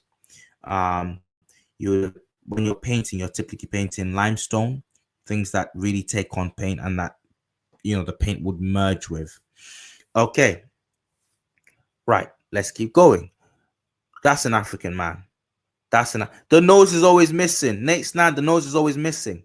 And that's going to something that is touching on something that I'm gonna go into tonight. Okay, right. So we've got these. So I came to this. There's a whole floor in the British Museum, and it's given over to a guy called Nebamun. I hope I'm saying that properly, because it's a pretty cool name. It's a pretty cool sounding name if you get it right. And this is him and his wife. And I thought it was pretty interesting that you can see the coloration on Nebamun there, and you can also see the coloration on his wife. I'm going to go out on a limb and I'm going to say this. What's happening is, with the coloration in ancient Egypt between male and female, two things, more than two things. I'll try and remember as much as I can, as many bullet points as I can. First thing, it's overplayed. It's overstated, sorry. It's overstated the amount of yellow quote unquote women that you get in these depictions. From what I've seen, for the most part, women are painted the same as men. Okay, okay, and even if that wasn't the case, even if men were painted brown or black, and the women were painted golden or yellow, uh, the default is the male body, as you see throughout Egyptian art, throughout the wall painting. The default is the male body. So you're not looking at the female body as some kind of approximation of ethnicity, if that makes sense. Does what I'm saying make sense there? You're not looking at the female as to say, oh well, see, really their base coloring was this beige, this nearing white color, nearing Caucasoid color, skin color. No, you're looking at the male body, and unanimously, the male body in Egyptian art is black to dark brown, and that isn't what you have in modern day Egypt. It just isn't.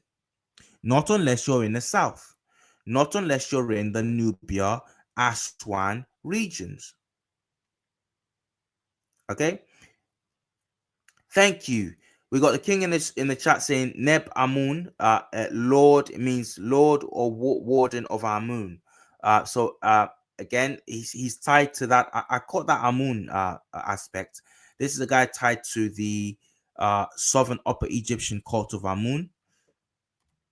Make of that what you will. Right, I'm gonna keep going. This is just a bio on what we're seeing, a description of what we're seeing.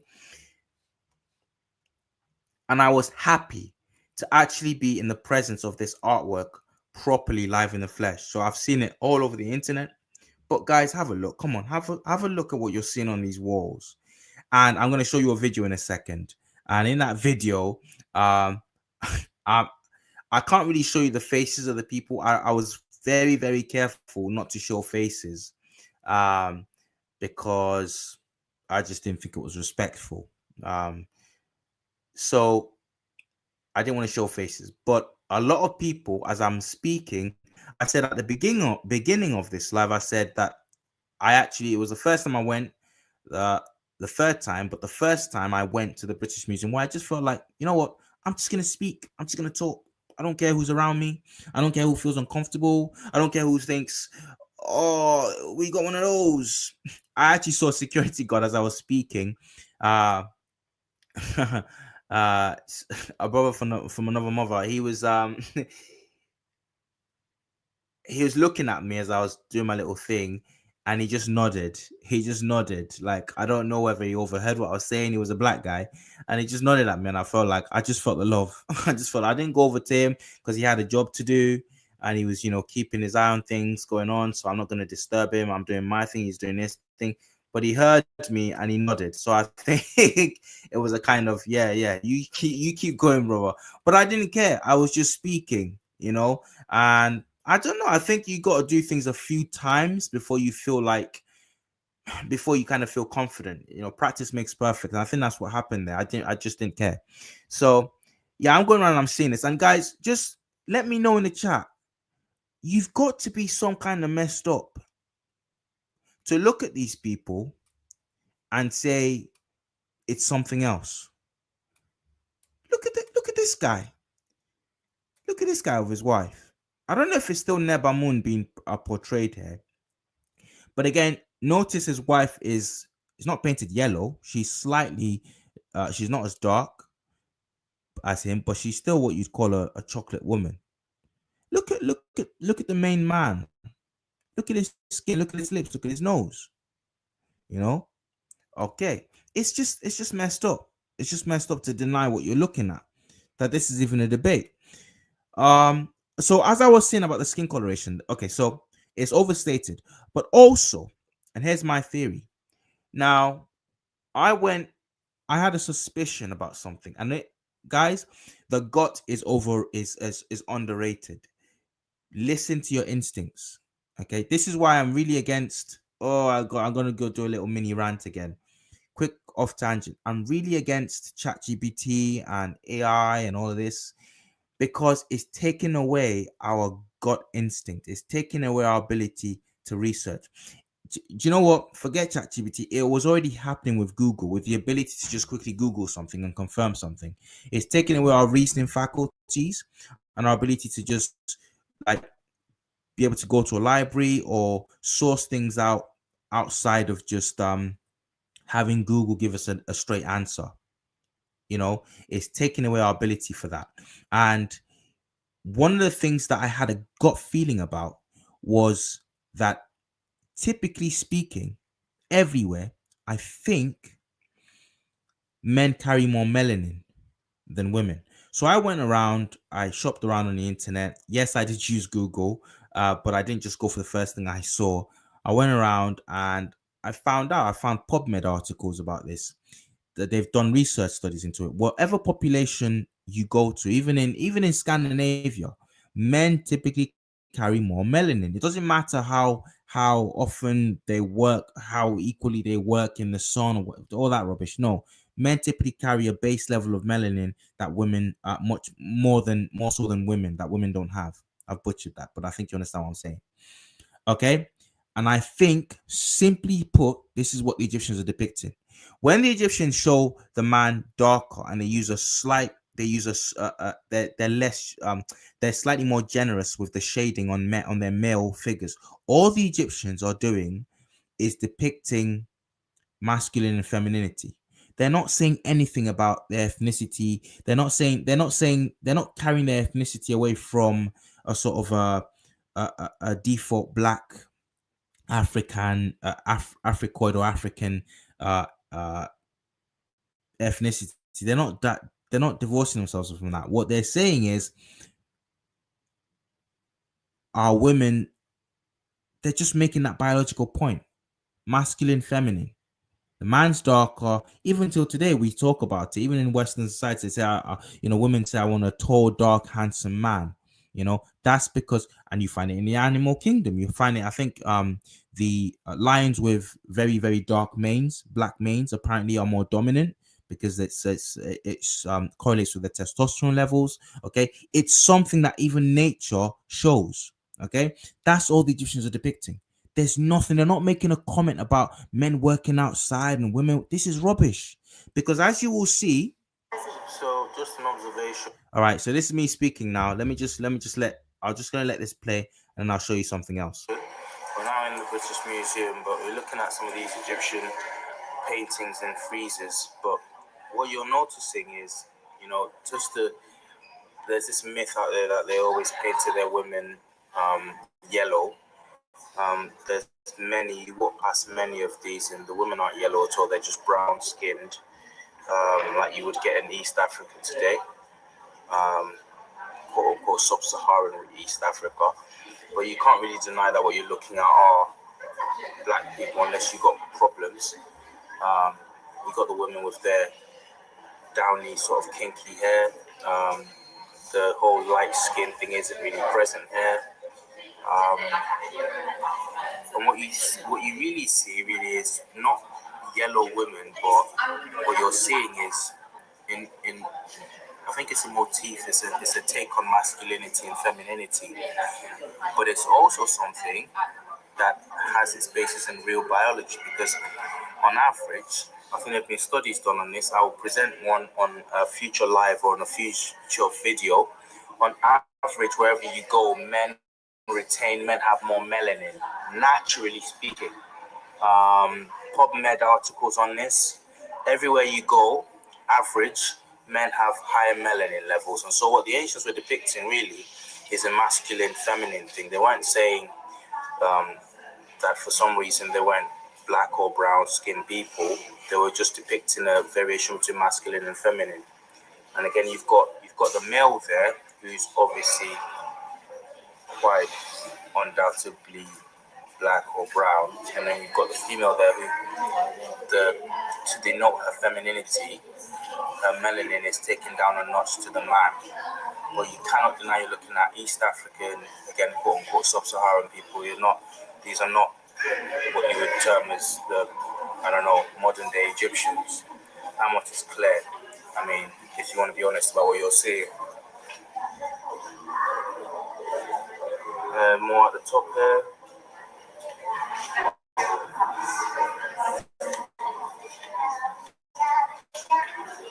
And you can see here as well. That's a man on the left-hand side, and you see the woman on the right-hand side. You have to actually come and see these in person rather than listen to some bozo tell you about them on the internet after lightening the images. They do that quite a lot. They lighten the images quite a lot that you get on the internet for whatever reason.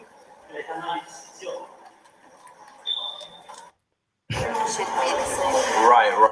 And the lady, so I don't know if you guys heard that, but when in that last bit where I'm talking about the lighting the images and the bozos on the internet, I think the lady or the man next to me, I just remember her distinctly giving me. They were a couple. They just distinctly giving me side eye. I just thought, oh, sack it, whatever. You can do you, man. Okay, so. There's the next bit. So once again, we have another one here. You've got people working out in the open. You've got that typical Egyptian hairstyle, the flowing dreads, the flowing sort of cane locks. They're on that mirror. Guys, this is a scene right out of like Kenya and East Africa today. This cattle scene. Shout out to the king. He's done amazing work on this. Absolutely amazing work on this. This cattle culture is still done by people that look like this and are in East Africa today. This guy, this little boy amidst these with the rope in his hand, this is a scene. This is still done today. These people pretend they don't see it. They pretend. I've lost all respect for anybody. Default. If I see PhD this and whatever, I don't care. I don't care. I listen to what they're telling me first. I lost all respect for letters after your name because it doesn't mean anything. It does not mean anything. When these people see this and they know about this, because not all of them just write from their basements. They actually been to these places and they see stuff like this and they still come and write the BS that they write about, and they're still part of this obfuscation. You have no choice but to lose respect for them. This is an African scene that you can still see today in southern Egypt, bleeding down into Sudan, bleeding down into Kenya. Flowing dreads, the flowing sort of cane locks. They're on that mirror at the bottom there again. These are hairstyles still worn by the Afar people, the Oromo people, again in East Africa. People you call Black African types. And here it just describes what you're seeing. I'll read that for you guys later. See that now. It mentions that Nebaum is depicted as a man of wealth and authority, supervising large numbers of servants and animals. Everything is designed to show Nebaum's prestige. He is shown at a larger scale than other people and is posed for him. Even his skin is painted differently. Let's have a look at what his skin is painted like. Right, top there. Well, it's not much of a difference, it's not much of a variation, but it is a difference. Okay, let's keep going. And here in this one, we've got Nibamun again. Is in a small boat hunting birds with his wife Hatshepsut. Right, same individual. And in this instance, he's actually lighter skinned than his wife.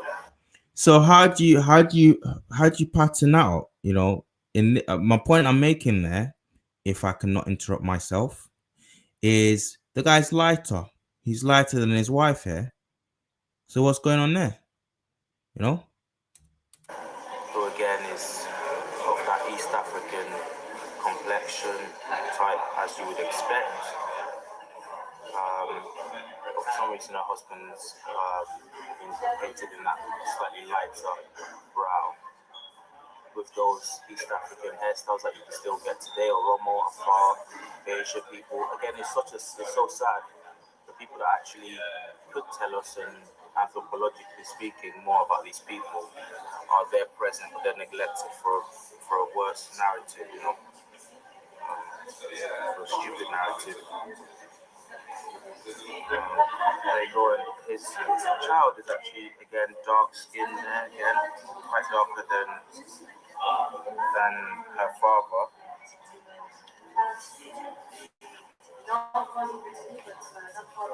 You see again, these are offering bringers. Yeah.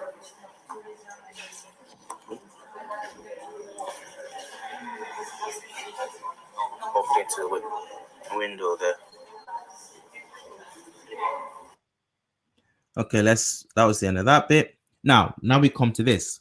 Now, I just want to make the point. So Surf Accent made a good point. So this isn't even my point. Well, it's one that had passed my mind, but I kind of censored myself.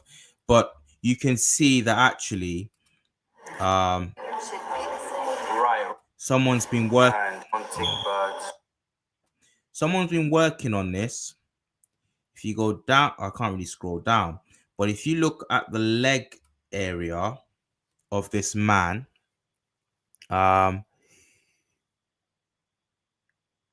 you can see that someone's been scratching away. This isn't natural fading. This is not natural fading. Sorry, I'm sorry, but not sorry. This is not, I'm going to call it out. This isn't natural fading. Someone's been going to work on this, and it looks like they just thought, oh, just leave it now. Just you're making a mess of it. Just leave it. We can't actually get it without destroying it completely. Or maybe just, I don't know. It was just a half done job and someone salvaged it in a nick of time and brought it to the museum. But they certainly were going to work on this. And you will see that is not as far-fetched as you might want to think. But that for later. Right. Now we've got these headrests. Shout out to you guys if you're still with me. Thank you very much for joining me tonight. I hope you're not getting bored. I hope you're not tired, because I'm still coming with the centerpiece, the piece de resistance. Okay? All right. These are headrests. These are Egyptian headrests. Okay?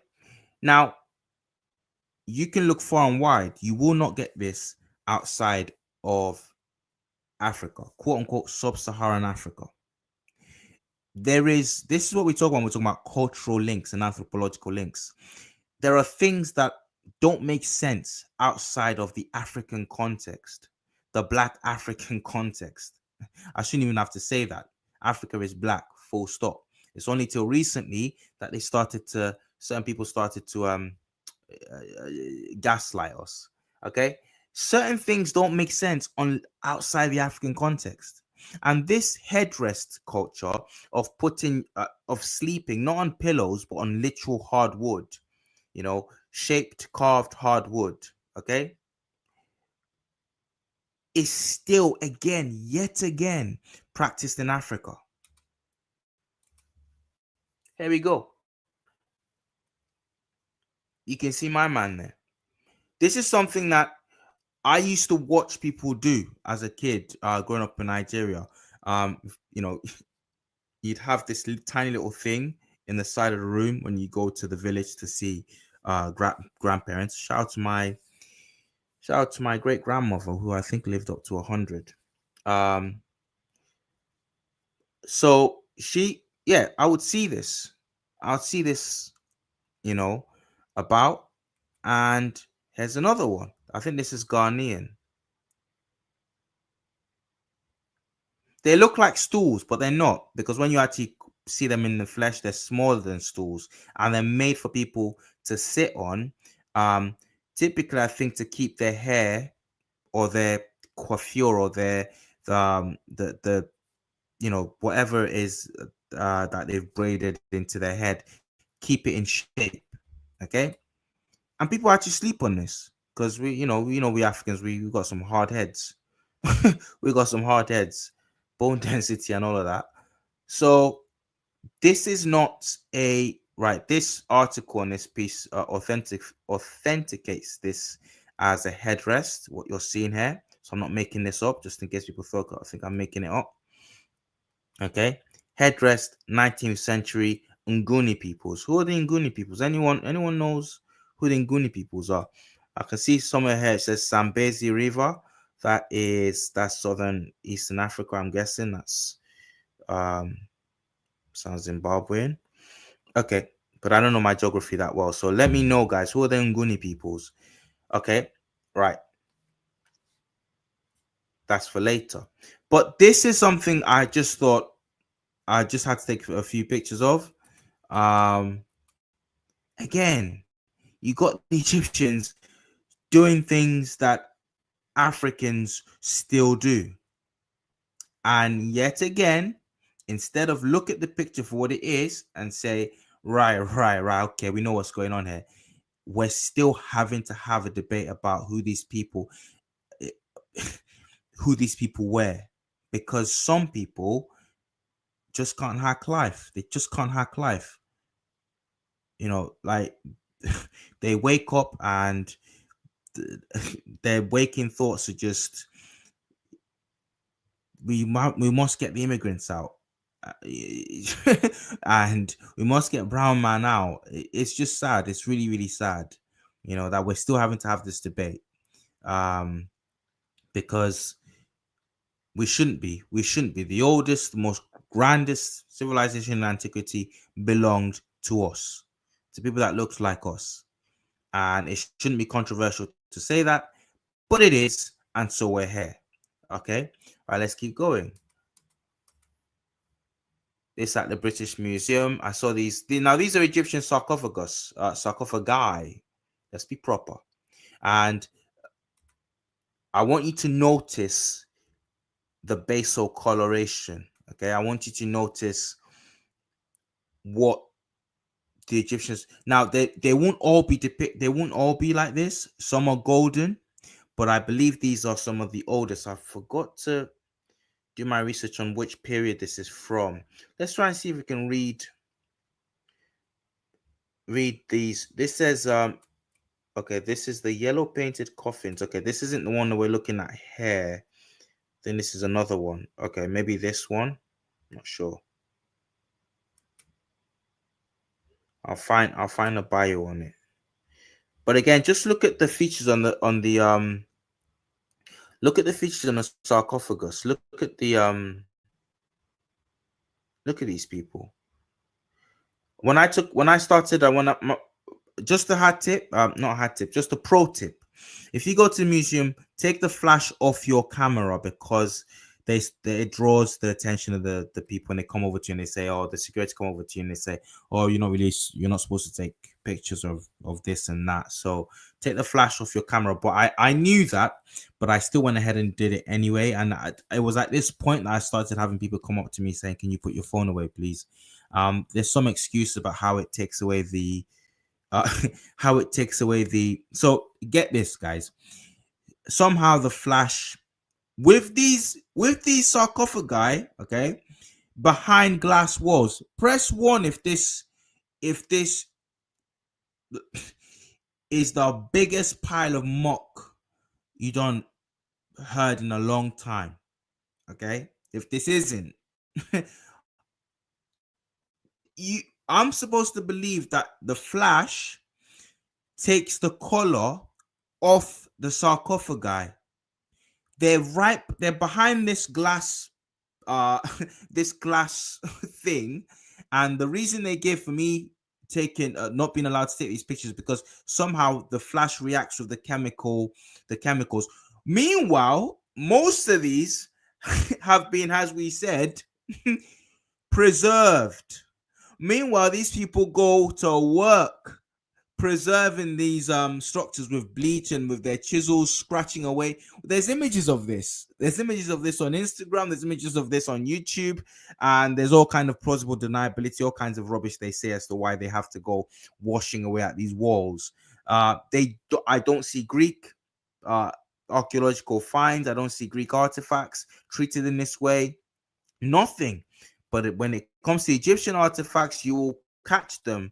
There are paintings of these people going to work with chisels and and things with astringent on them, scrubbing away at these walls. But a flash on a camera, you know, is gonna make the world collapse. Um,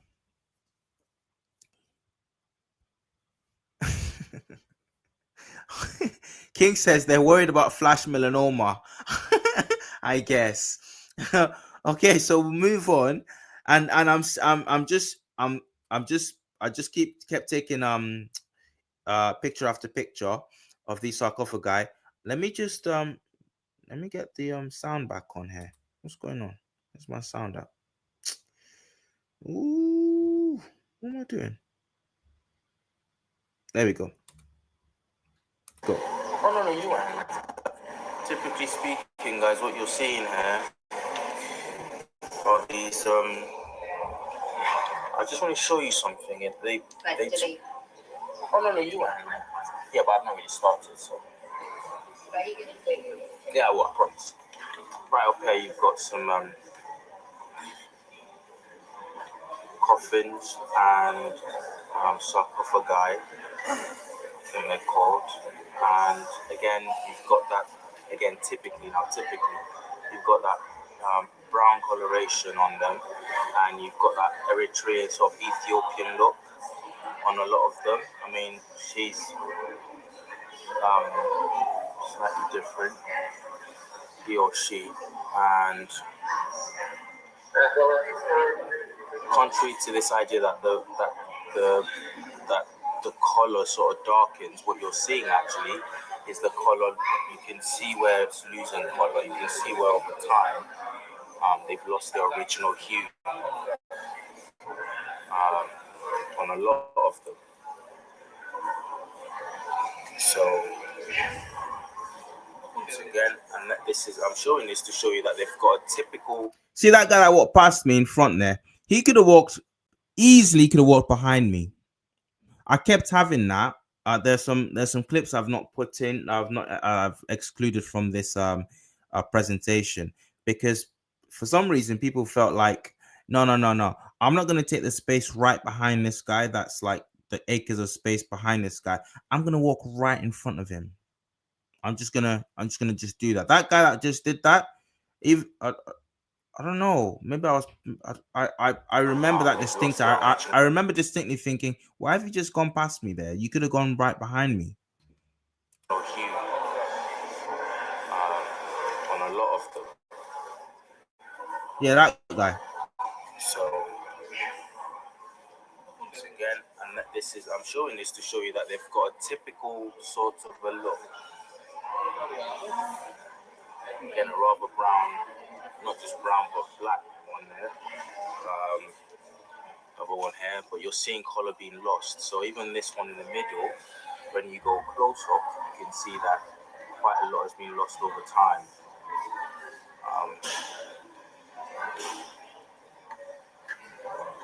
I'll go further down here. I actually ran into an Eritrean woman today. My missus was saying actually she didn't look too dissimilar to any of these.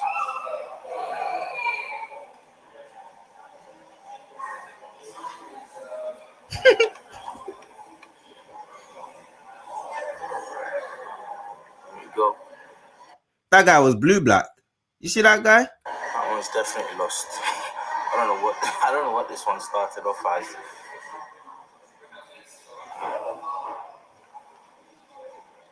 So now you're going to Ptolemaic periods.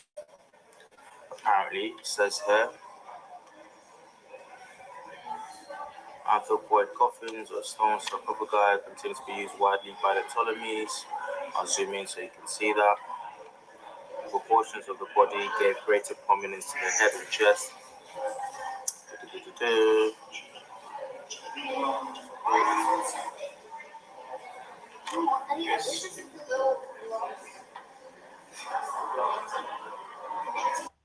Now you're coming to the Ptolemaic period. You're getting guys like this guy in the middle. I don't know what we call this guy in the middle. But yeah, you're coming to this guy, but you're still getting the mulattoes in there. You're still getting the Greeks mixing with the base population and looking like this.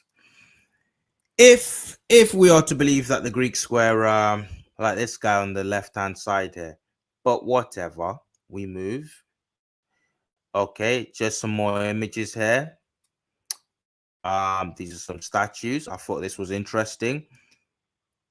I thought this brother was interesting. This guy screaming, "Get me out of here!" I don't know what. I don't know how you can look at this and come up with the narrative that we have today, but they do. So I thought that was interesting. I took an image. I took a picture of that. Again, so you have people dressed like this. You have people dressed like this on the continent of Africa, and we're still having a debate. Who is walking around like this in 40 degrees Celsius sun? I think that's 100 and something in Fahrenheit. Who is walking around like this in 40 degrees Celsius sun and is an Arab? Who? Complete with the beanhead. With the rapper. Iro Atibuba. Who? Come on. Foolish. We're still walking around like this in Ghana, in Nigeria, in all over the place. Come on, get out of here, man. Right, let's move on. This is like, oh, it's just long. Don't want to read that. Don't want to read that.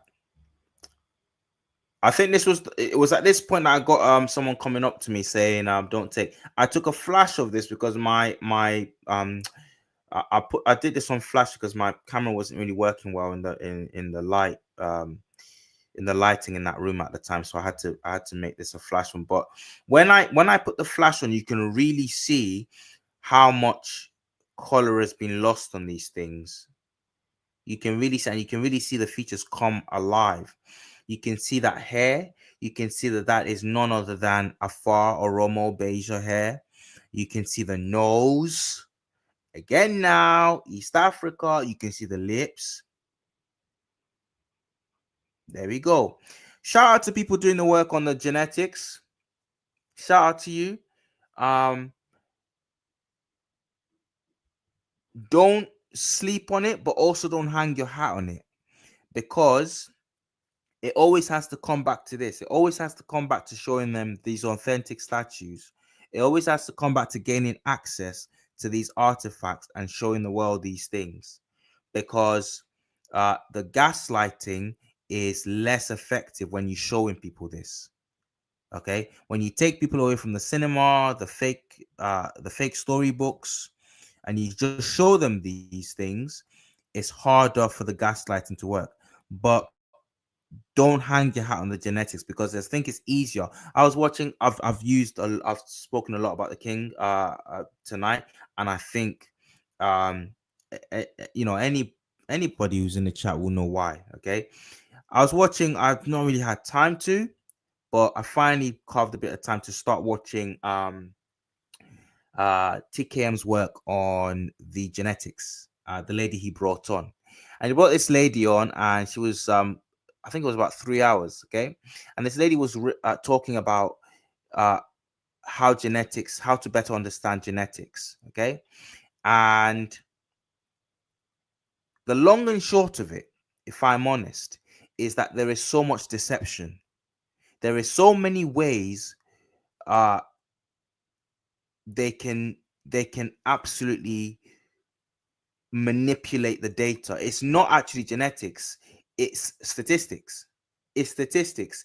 And if you know anything about statistics, if you've done anything, if you've had any brush up with statistics, you know that is very, very, I think there's a famous book about how to lie with statistics.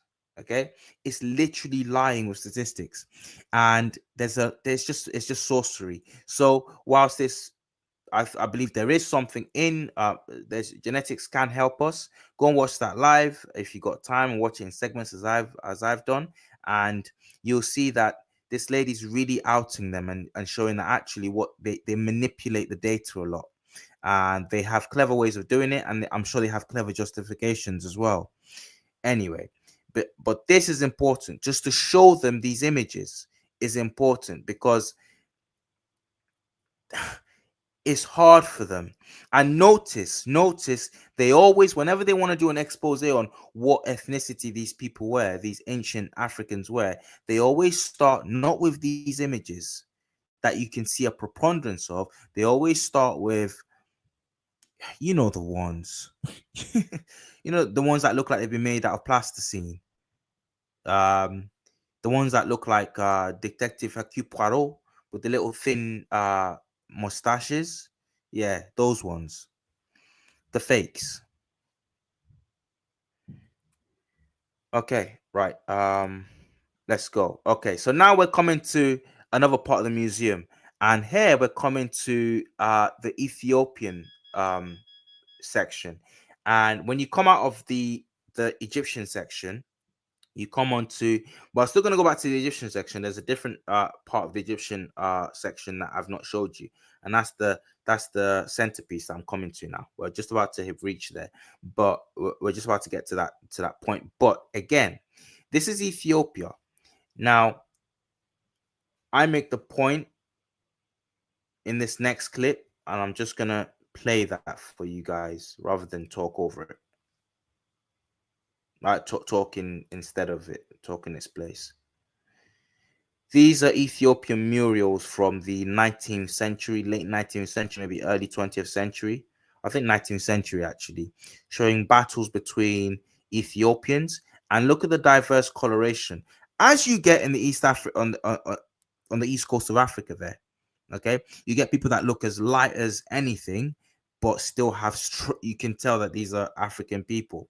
Um, I'm willing to say I'm willing to go as far as to say that East African belt is probably has more genetic diversity in it than the rest of Africa. I don't know. I'm not a geneticist, but if there's anybody who's knowledgeable in the chat, they can either co-sign that or not. But that East African belt is very, very genetically diverse.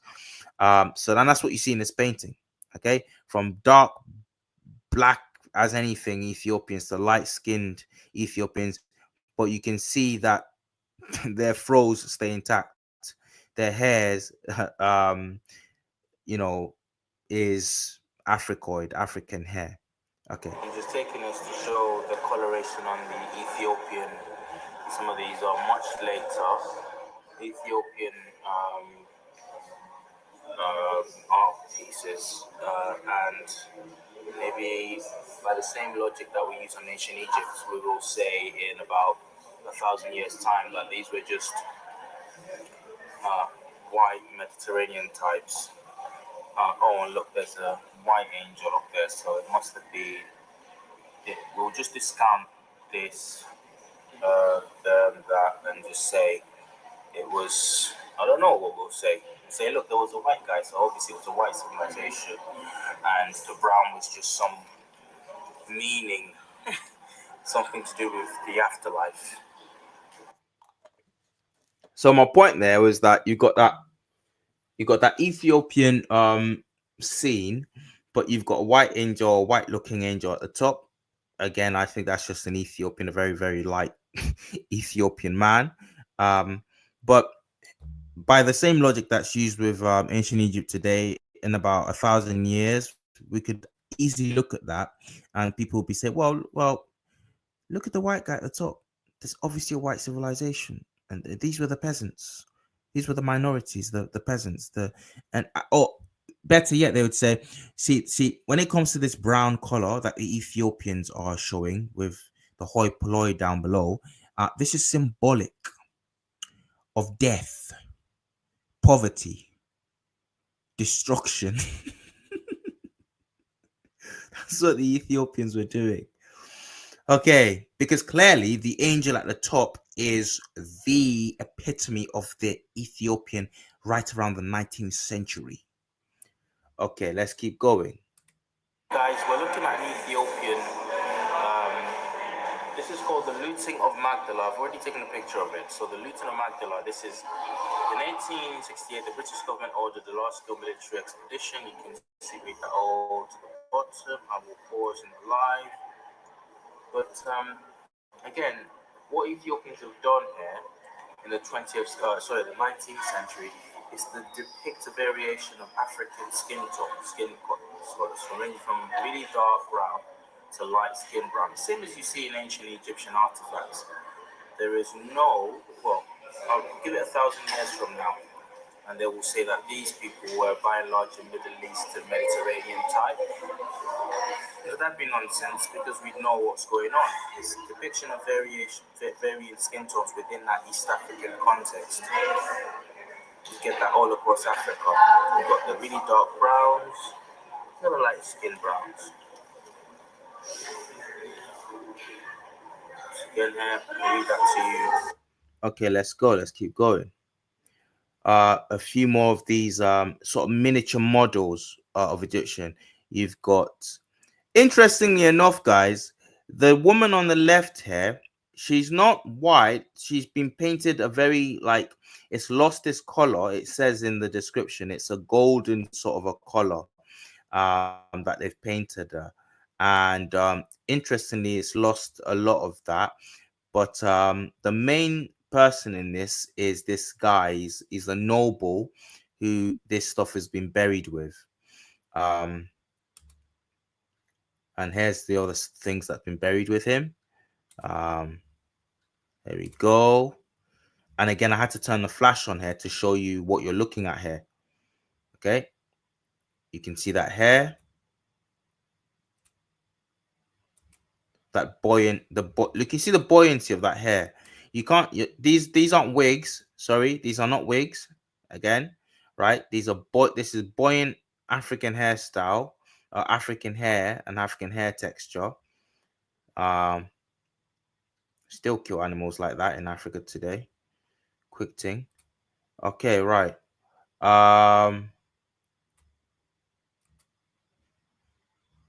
There's some more people here.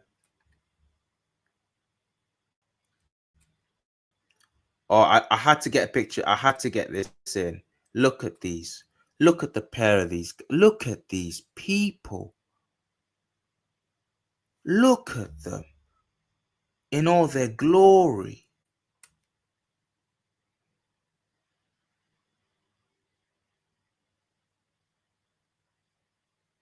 Look at that. So when I see this, I want to say this is exactly, there's a famous quote by a, what's his name now? Come on, see if we can remember. Anyway, famous quote by a jurist, a philosopher, jurist, and he's making a point against, he's making a point for abolition and just generally treating white, black folk decently, like decent, like equal human beings. And he says, I've used it in past videos, so I think twice now in videos. And he says, from the evidence, from the statues and from what we're excavating in Egypt, this is late 19th century, it is tolerably proven that the Egyptians were a Negro race. That quote comes to mind every time as I was walking through the museum and as I was seeing these statues and these figures. That quote kept coming to mind. This is what he was saying. So right around that time when you had that Egyptomania, this is what was causing them like sleepless nights. They kept digging and they kept digging and these things kept coming out. They kept coming out. And it was like, what do we do? You know, they had to quickly construct that narrative. And sadly, it's taken root. But maybe not so much. Maybe not so much because we're coming back. We're coming back. Okay. I'll keep going. This is the Nama palette. I was privileged enough to see this in person. And even this image of Nama is particularly East African. Look at what he's got on his on the side there. That's something called well, it's a flail, I think. It's a horsetail flail, but instantly, what I recognized that. Instantly, I recognized that, and I thought, oh my goodness, we still have that. We Africans, lots of different, especially across West Africa, they still practice the whole. It's a type of a scepter. Okay, you've got the king having a sort of a horse tail. It could be a horse tail. It could be some other form of cattle, and it's just a scepter. I don't really know um, why it took root as a form of authority, but it did. Okay, and again, you can see that as early as the first dynasty of Egypt, Narmer. This is particularly helpful. This is someone done this. I don't know where.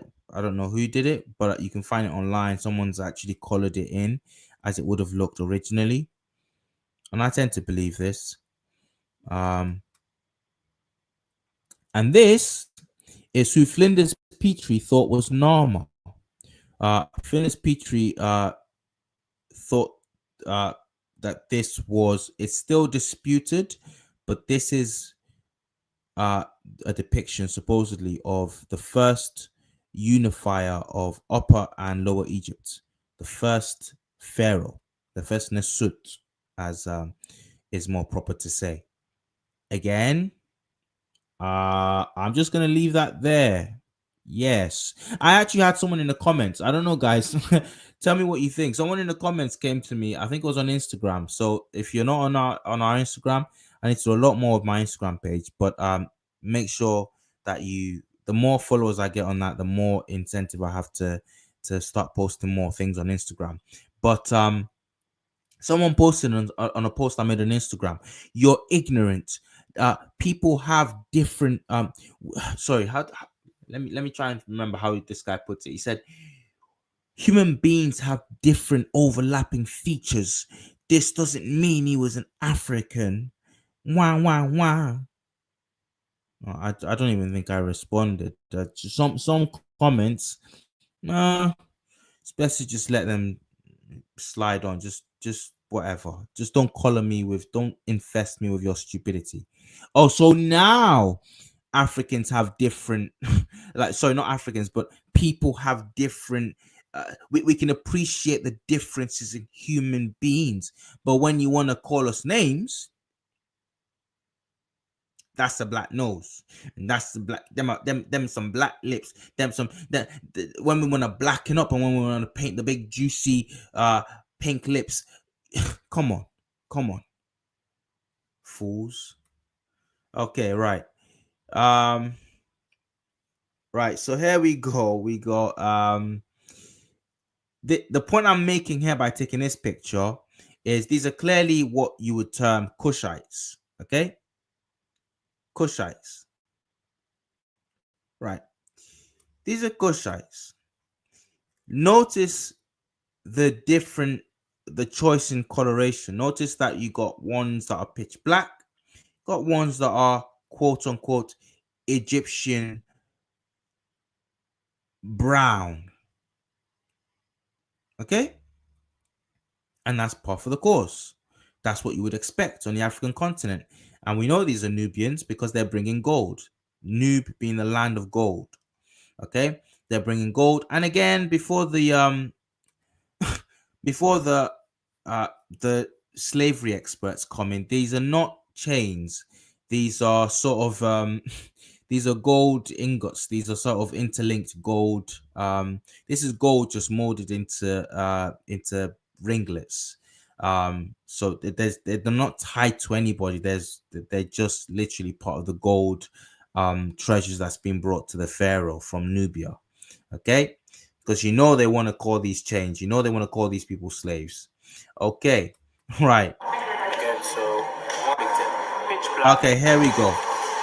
So here I talk about I see this for the first time. I think the last two times I was at the British Museum, I missed this for whatever reason, but not this time round. And here's what I had to say about it at the time. See that variation depicted in skin tone again. They're using brown for some clearly Africans and You're talking Kushites, common bearing gifts, and you've got just pitch black for the guy that leads from behind. The guy trailing from behind, I should say. But again, it's nothing but variation in African skin tone. So that same brown, or not nearing brown there, back there, depicted again. Right at the top here, you've got that famous panel of Ramses. But again, it's just nothing but a variation of African skin tones being depicted. Pitch black to brown, as you can see up there, and that's live in the flesh, you can see that. So there's no mystery to the brown or reddish skin tone that you see on the ancient Egyptians. These are Africans, these are black Africans being depicted with varying skin tones. Right there. So there's no need for rumors about this. There's no need for rumors about this particular Egyptian piece of iconography. You can see exactly what's going on. Ramses is fighting the Kushites, the Nubians, and some are pitch black, as you expect, and some are brown skinned. It's just skin tone, guys. That's all it is.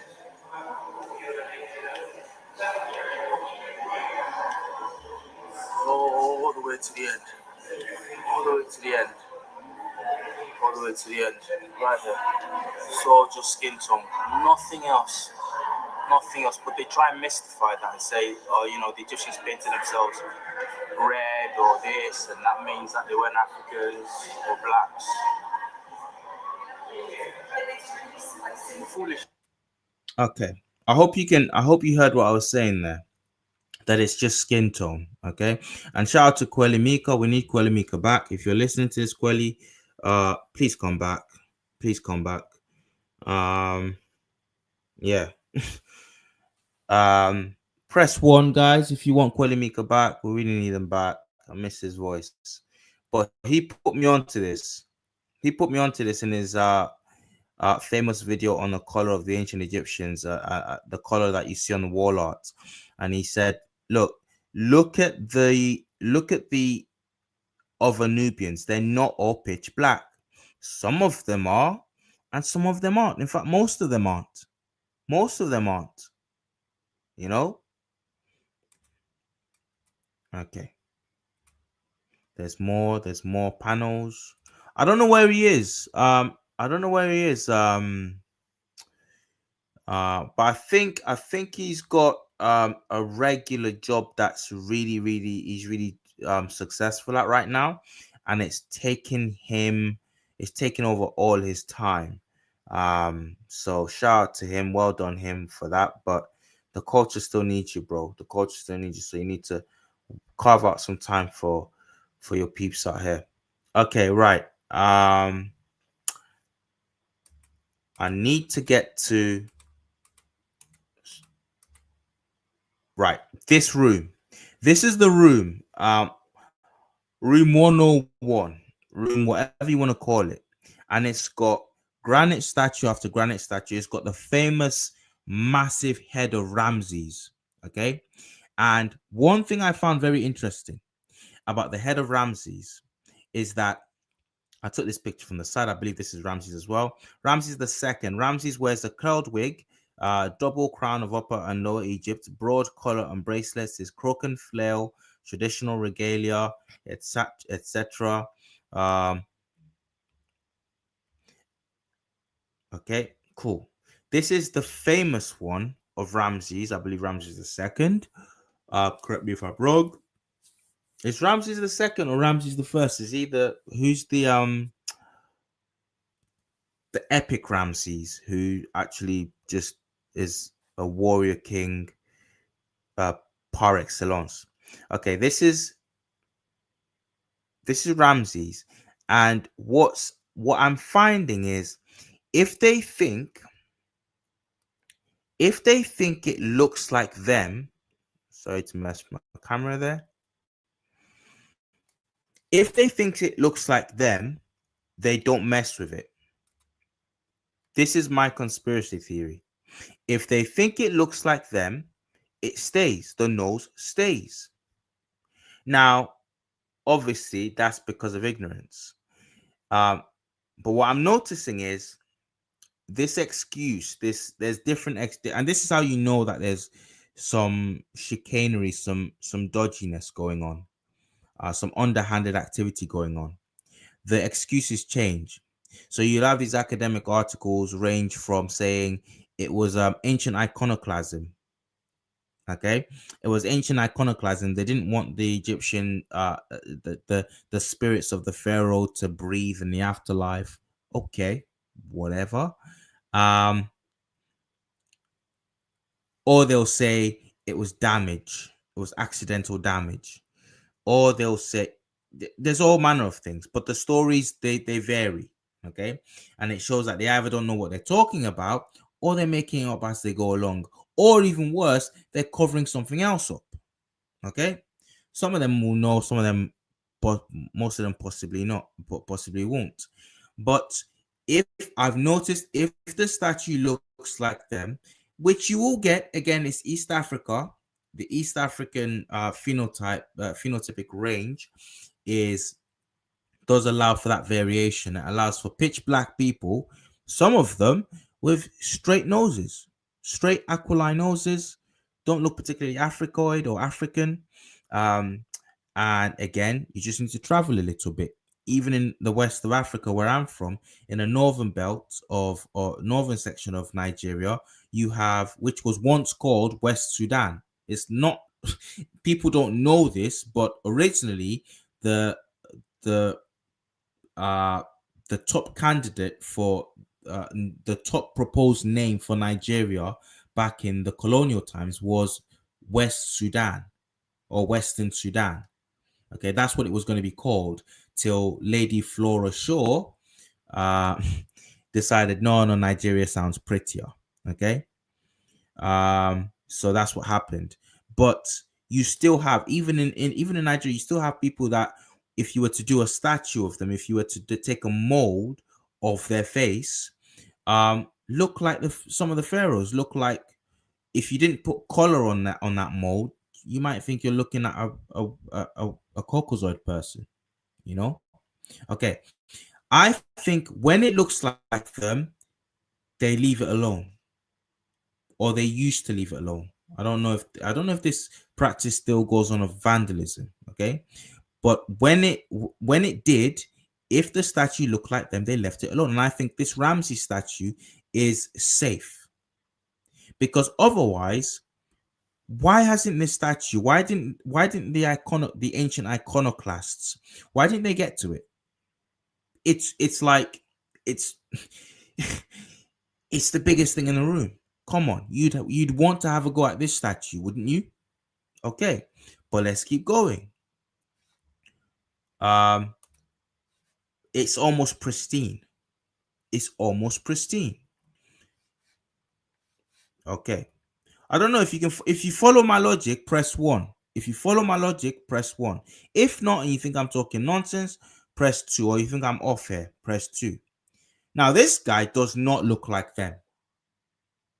This guy does not look like them. And as hard as this material is, it hasn't stopped anybody from going to work on it. They've gone to work on it. And I get this really, really visceral sense of anger. And I had this at the museum. I initially titled this live "How I Lost It" or "I almost lost it." Okay, at the museum, because I almost did lose it. I almost called up one of the staff members and said, "Can you tell me?" And I almost wanted to have them on camera and just say, "Can you tell me who's done this? What's happened?" This guy is okay. Let me see if I can read this.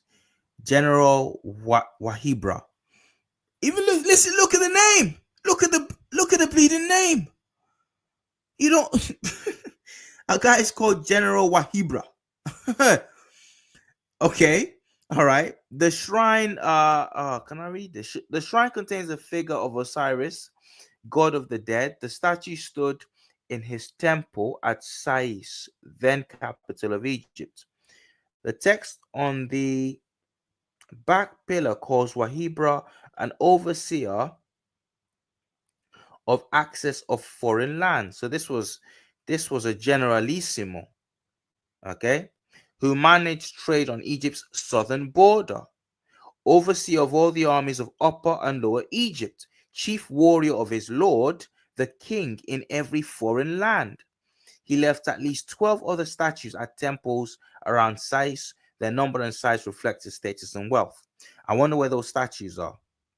Okay, again, right, going back to the top of the hour, back to the start of the live, this is a pretty important figure. We don't hear anything about him. Reproductions, we hear about King Tut a lot. We hear about Cleopatra a lot. But we're talking about a guy called General Wahibra, who looked like this. We heard nothing about him. And whose face somebody's done this to. Let's keep going. This is what it looks like from a frontal perspective. Okay? This is what it looks like from a frontal perspective. And this is why, let me explain something to you guys. And I'm invoking his name again because he's a pivotal figure in all of this. Okay? TKM, King's Monologue. He's done work, okay, in which he talks about the, how do I put it? He talks about the I lost my train of thought now. He talks about I'm just gonna have to come back to it. But you're looking at a guy here who you just can't deny what you're looking at. His nose is gone. His nose is gone. Why? But let's keep going. There's another individual. You might be confused. You might want to say to yourself, okay, we don't really know what the nose would have looked like. Let's leave that. But look at the cheekbone structure. Right, that's what I remembered. Right. King's done work in the past on these reconstructions, these Eurocentrist reconstructions. And one of the reasons why these reconstructions come out as fallaciously as they do is because they deliberately go out of their way to ignore these statues. They deliberately go out of their way to ignore these statues. They go out of their way to do it. So what you're getting when you do that is false interpretations of skull shapes and skeletal structures and whatnot. It now enters the purview, the realm of interpretation of a person's skeleton. But even with that, if you're honest, you're not really going to get the results that these people are getting in their reconstructions. No, you wouldn't. But if you were to now take everything in totality, if you were to take everything in totality, take the skeletal structures and you merge that with what you're seeing in the statue representations and on the wall art, you're getting a completely different picture. So I think there was the Brazilian guy that TKM did. He made a series of videos on his work where he depicted, I can't remember which pharaoh now, where he depicted him, he reconstructed him, and it was a joke. It was a complete joke, to the extent that, guys, right, on the Daily Mail is as right wing as it gets, right? On the Daily Mail, in the comment section, when this reconstruction came out, people on the Daily Mail were saying, I don't know, looks a bit white to me. When Daily Mail readers are telling you your reconstruction looks a bit white, I think you need to go home. When Daily Mail people are saying, look, I don't know, this is looking a bit Euro to me, you need to go home. But this guy maintains, quite inexplicably, this Brazilian reconstruction artist, he says it, that he doesn't really go on the statues. He doesn't use the statues. Like what? I mean, looking at them, you know what would happen if he did. You know? Okay, let's keep going. That's not the same standard when it comes to other reconstructions, by the way. When we're reconstructing Henry VIII, when we're reconstructing other famous figures, they heavily rely on the art, except when it comes to ancient Egyptian pharaohs and entities and people. Okay, here's that same statue from the side. It's Thutmose the Fourth, head of King Thutmose the Fourth.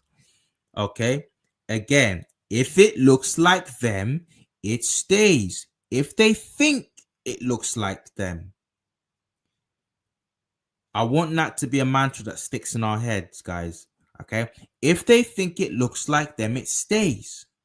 And I think that's what's happening with this statue. I have no doubt in my mind this was an African man, this was a black, this was a brother. But if they think it looks like them, it stays. Let me show you what I mean. Now we are at someone called Sobek the first or the second. They don't really know. Okay. Now, an individual known to me as Mr. Senusret hit me up on Instagram a while back.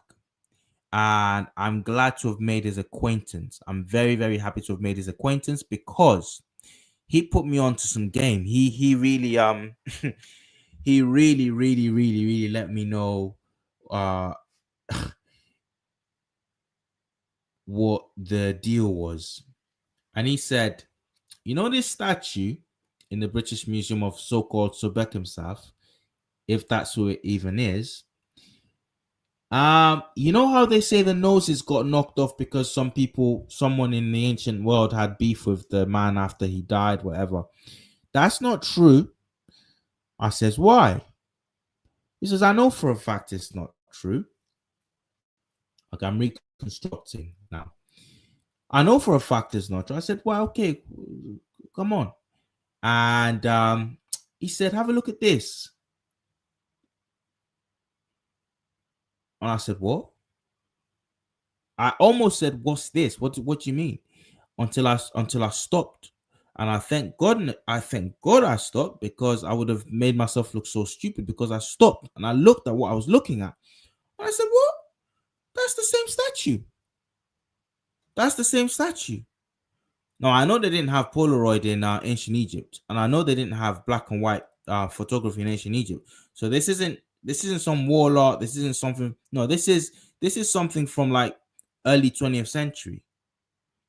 So this is the same statue in the British Museum's possession. Okay? Vandalized in the same way as you would see almost 99% of these statues vandalized. Look at it. This is how this statue, this so-called Sobekem staff, this is how he looked when he arrived at the British Museum way back whenever he did. And I said, oh my god. Now, I didn't have time to really like dig deep, and I think since then again King's Monologue has done work on this. I think this same information came to TKM at the same time, possibly from Mr. Sinusra himself, and TKM hit the ball out of the park with this. He's gone deeper into it, and he's actually looked into the background of this statue a bit more. So, guys, this idea that, oh, this damage was done a long time ago, I don't even believe now the stories about how it was some extremist Muslims who shot the nose off or who damaged the nose on the things. I don't believe that anymore. I don't believe that. I am more inclined, and I'm gonna go out now on the record and on the record as saying this. I think it was Napoleon or someone in that milieu. I think it was someone in that sort of group that did what they did to the Sphinx, because this statue is damaged in the same way as you will see all the other statues that they claim were damaged by someone in antiquity because, they had beef with the ancestors or something, etc., etc. Insert cope. This is an African nose. This is a fleshy African nose. Okay. Yeah. I know I have friends with faces like this. I have friends with noses like this. So I couldn't believe it. I just didn't have time to go into it, but I couldn't believe it. I said I've got to speak on it. And this was annoying because I didn't have this before I went to the British Museum. This is the picture I took of the statue at the British Museum, and this is the statue in the early 20th century. Yeah, they even chopped the beard off. Now, somebody said somewhere, I'm willing to believe, I read a comment somewhere about how breaking off the beard might be even to make it look like an accident. Might be there to make it look like an accident, because this isn't something that just topples. This isn't something that these things weigh a ton in the least. Okay, this doesn't just fall because someone bumped into it. Okay, so someone's deliberately trying to say, okay, we've taken off the nose, now make it look real, make it look believable. Chop off the beard as well. I'm going there. I really think so. If not, why don't we have this popularized? Why wouldn't you popularize this? Because we know they reconstruct the statues for a lot of their Grecian heroes and whatnot. I went to a museum once in London. Maybe it wasn't London. I went to somewhere like that, and it was mainly Roman artwork. And I was so pissed off at the end of the thing, because but at the end of the whole experience, it was made clear to me that, oh no, actually, everything you've been looking at, none of it is real, none of it is authentic. It's all plaster. It's all plaster reconstruction. I was like, what? Same with Stonehenge. Guys, I'm gonna give you a pro tip now. Stonehenge, I don't know if anyone in America, stateside, has heard of Stonehenge. Stonehenge is a fraud. Stonehenge is a reconstructed site. Nothing at Stonehenge is authentic. Nothing is authentic. It's completely reconstructed. In fact, a lot of these, there's a video on YouTube about it, done not by someone like myself, done by just a guy whose heritage it is, saying that, by the way, see this, the Parthenon in Greece, see this there and see that there. It's all reconstructed, and it's reconstructed to how they would like to have imagined it. All of this are ruins. We don't actually know what it actually looked like. And you should have seen the vitriol that this guy got in the comments. He wasn't making a racial point. He was just going around saying these great stone buildings that you're going to, down to the way that they place the columns to make them look like ruins and everything, it's reconstructed. It's not real. It's actually not real. And the hatred in the comments, yeah, well, we know this, but go and sell your trash history somewhere else. We knew this already. It still doesn't take away from No, it does. It does. That's a whole load of cope. That's a whole load of cope. Because actually, if this is someone's artistic re-rendition of something, then we need to start asking, like, what did your ish look like? What did your stuff look like? Before you come into Africa and start talking about, why are there no big buildings which is a lie. Why are there no two-storied buildings in Africa? Which is a lie. If from ancient times, which is a lie. Even miss the whole Egypt, the Nile civilization. It's a lie. Monomotapa, Tanzanian empires, West African empires. What? All day long. All day long. If your folk didn't burn it that all down and blow it to smithereens, they'd still be there. But guess who hasn't got the time and the money that's been stolen from them, okay, through neo-colonialism? Guess who hasn't got the time and the money to start rebuilding and start reconstructing what your people blew up and destroyed? We don't, because we're just living from day to day, trying to survive the mess that you're constantly putting us in. Okay. But you, on the other hand, you have that time and money. And so what do? You reconstruct and you sell a lie to the world. You reconstruct and then you sell a lie to the world. And then when you're called out on it, when somebody from your own team says, can we just tell people, can we just make this small print a bit bigger? These are actual reconstructions. When somebody from your team says that, you all have a meltdown. You have you actually wet yourselves. You wet yourselves. It's so pathetic. It's actually so pathetic to see. Day ones, please give me a 1. Give me a 1 in the chat so I know that I'm not. You guys see this as well. It's actually tragic. Anyway, I've gone off on a massive tangent, but I say that to say that we could easily, if this act of vandalism wasn't deliberate, they would have reconstructed this statue. They would have at least, in the very least, popularized the original image. Okay, they'll popularize the original image. You wouldn't have to go digging for what Sobek South originally looked like before the vandalism was done to his face. Okay. Right. Now we're coming to the denouement. The last. So I overheard a little discussion. I overheard this. It was a spicy discussion. Okay, a spicy discussion, and my only regret when I was this is in the section. This is in the basement. It's not the real basement because we know what they got in the basement. Okay, this is in the basement of the British Museum, and it's termed Africa. Notice they've not put Egypt with Africa there. They've got Egypt in a separate section, and in fact, you can walk from Egypt into the Greek section. Okay, you can walk from Egypt into the Greek section, right?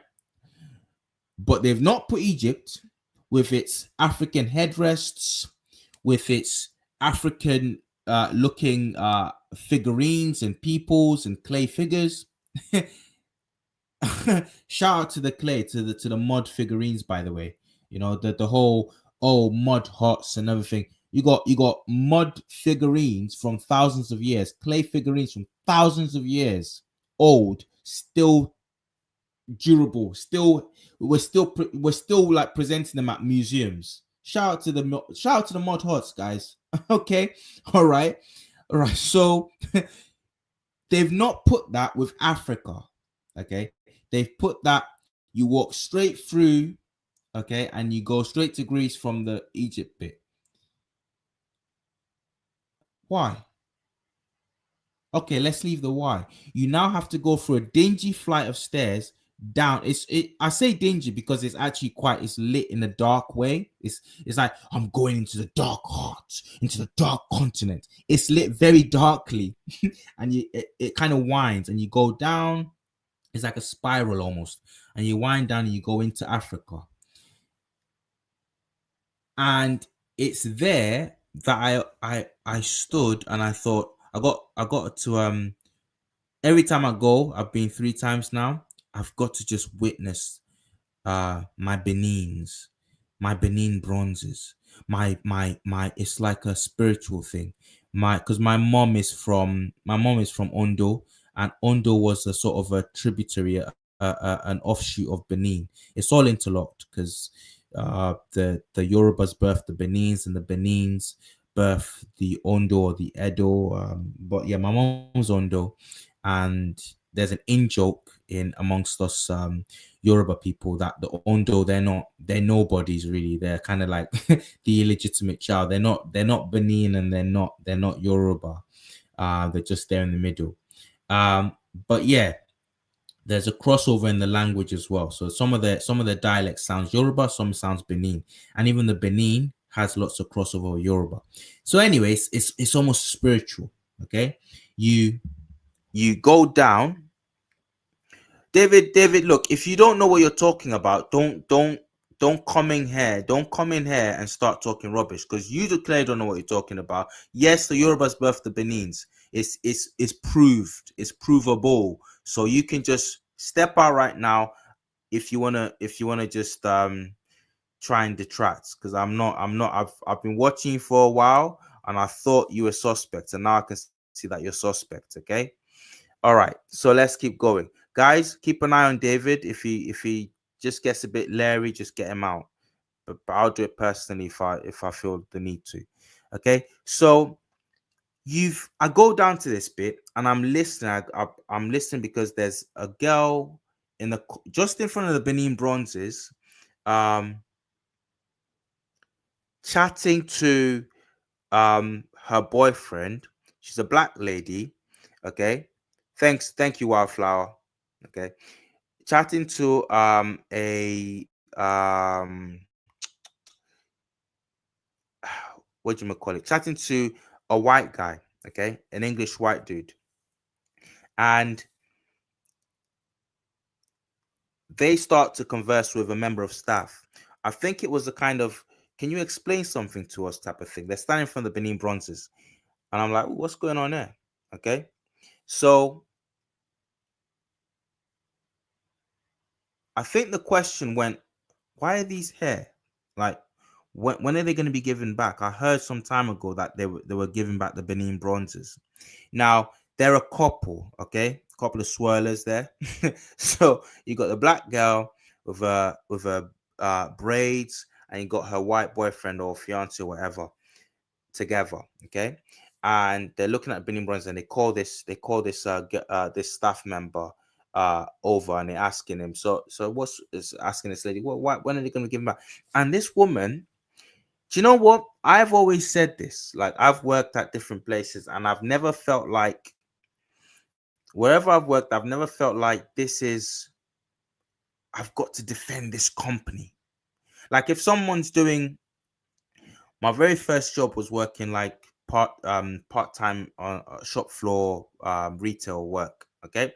Now, I've never felt like I've got to defend. I'm not going to mention the name of the company, but kind of think Target.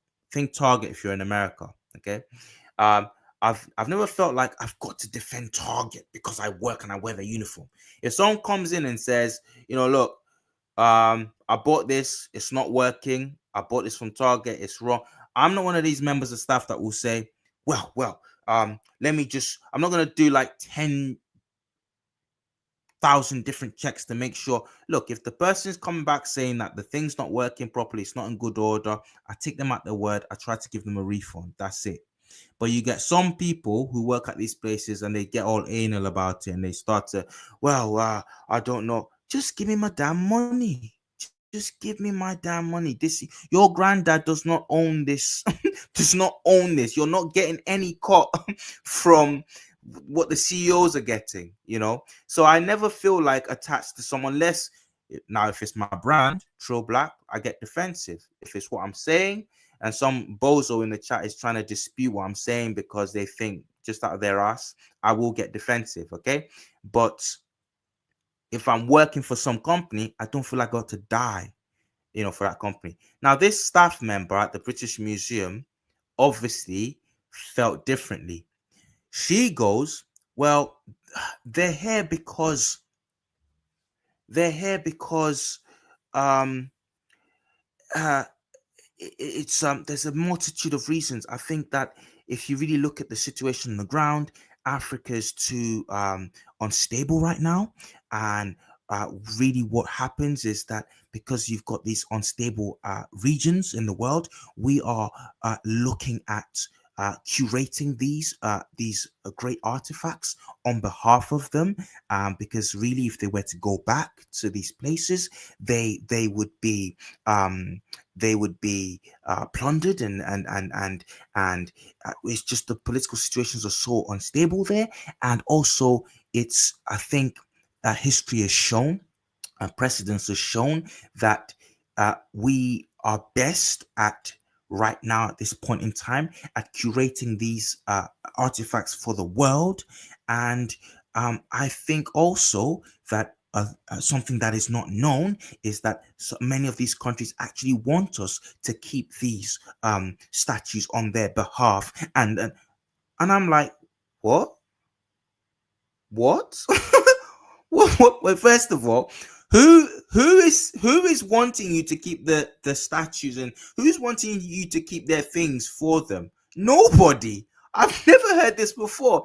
I've never heard, as bad as the Nigerian government is, okay, and we got we got our own issues. Let's not pretend that it's, we're dealing with a utopia here, right?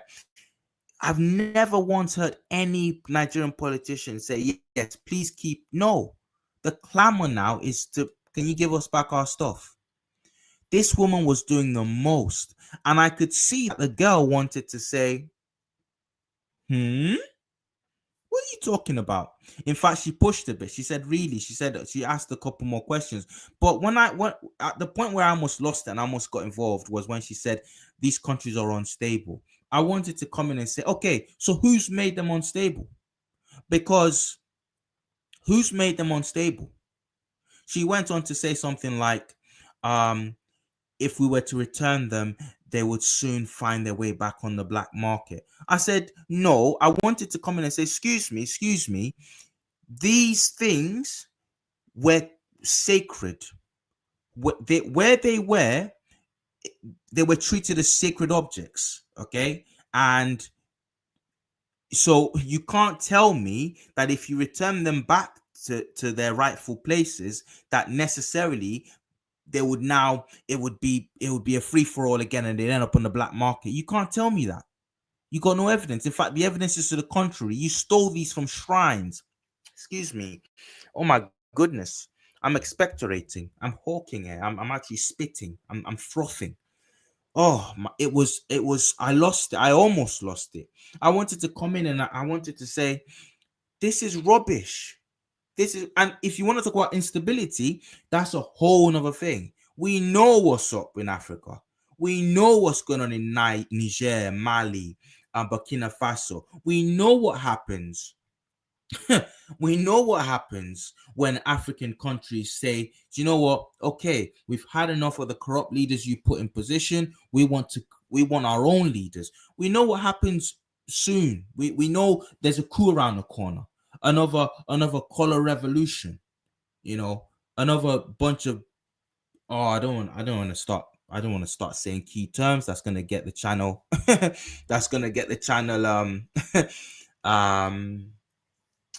get the Eye of Sauron on this channel.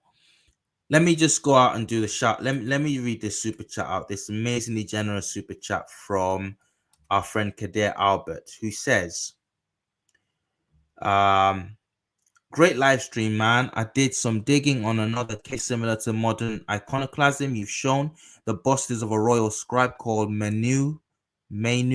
I think they damaged them early on. Blame it on ancient iconoclasm, then propose restorations later. Right. And those restorations are then with the fake sort of European noses that they'll then put on. Right. I see where you come from. Thank you for that $50 super chat. I also missed another super chat from Surfactant. Happy Friday. I'm late to the party, says Surfactant. Thank you so much for joining us, Surfactant. Anyway, happy to have you here. Guys, I almost lost it. I almost said, look, what you're spitting is a whole load of rubbish. But it had been an okay day. I didn't want to end it on a bad vibe. I just thought, and if you know me, I'm not scared of a bit of toxicity. I'm actually not scared of a bit of toxicity. I don't care. I will get involved. But I thought, you know what, Vic, It's not every day. It's not every day. Just move on. Just move on. So I moved on. I just kept it moving. But that conversation really annoyed me. And you could tell the girl wasn't buying it. And the man, her white boyfriend, her Caucasian lad, was not buying it either. He was thinking, he was kind of like, you know, when someone's like trying to distance themselves from some foolishness, he was moving further and further back from her. And the black girl was looking, it was like she was giving him cider, like, yeah, you best isolate yourself from, you better not be buying this BS. Thank you very much. You best be moving up away from her. Um it was that kind of a vibe. But and you know when black people have like their hands like this, like that, you know, when they cop one hand in one hand like that. Like yeah. Like that kid in the meme. It was exact. She had that whole vibe going on. It was like, give me another one. Sell me another one. Yeah, pull the other one. Yeah. Anyway, so I left before I couldn't take it anymore. But someone already said, I think Nate Snan said, these are so intricate. They're absolutely intricate. They're salt sellers. Many different versions, it says here, of the same basic designs are found. Are found, suggesting that often these works were being produced in antiquity rather than on individual commission. So let's just take that. So the reason why you'll see obviously this individual, let's go back. This individual is obviously Portuguese. You can see the crucifix around his neck. You can see the beard. You can see the attire. This was done like pronto. You got some skilled artisans doing this. You can even see at the top there the ship, the vessel that they would have rowed up in. Okay, and they were done just like that. Okay, this is a highly developed and highly developing civilization. Watch my last video on the Benin and what the Europeans said they saw when they first arrived there. It's a pity it wasn't allowed to just get on doing its own thing. You know, it's a pity that some of the worst elements of us decided to team up and tell our brothers and sisters. But I know that's not half the story at all. So yeah, it's just a shame. Great Benin was amazing. This is what they were doing quickly, just as a sort of, right, you want this done of you, you want this motif in there, you want this in there, okay, let's go. I think if you look at this 3D, you've even got the emblems of the Portuguese, the sailors, the captains on the other side. The crests are carved in there. This is of ivory, guys. Absolutely beautiful work. There's another one. There's a horn. There's an ivory horn, and then you've got the crest there. If you look close in there, I think that's actually on the Portuguese flag. Something like this crest is on the Portuguese flag today. Anyway, let me keep going. There's a spoon. There's an ivory spoon. Another bronze statue here. Right, I took a picture of this. This is a Benin sword. Now, I don't know, guys, if you're getting the same vibe as I am, okay? But I want to test this out. What comes to mind when you see this sword? Let me know in the chat. I'll give you guys a few seconds.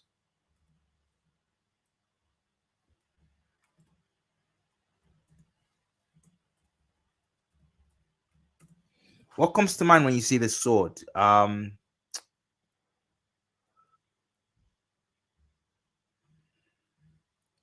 I'm thinking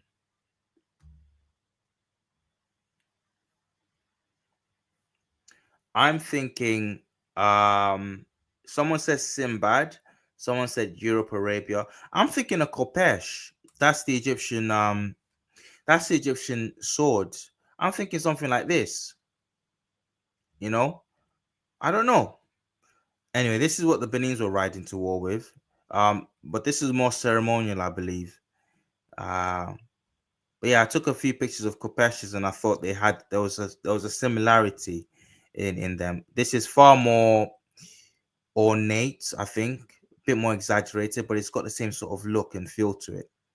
Here's another Benin. Here's another type of a Benin sword, and here are the plaques. It's right around here in the museum that I overheard the conversation. Um, it's just absolutely beautiful, and I think some of these would adorn the walls and the walls around the palace and around noblemen's houses.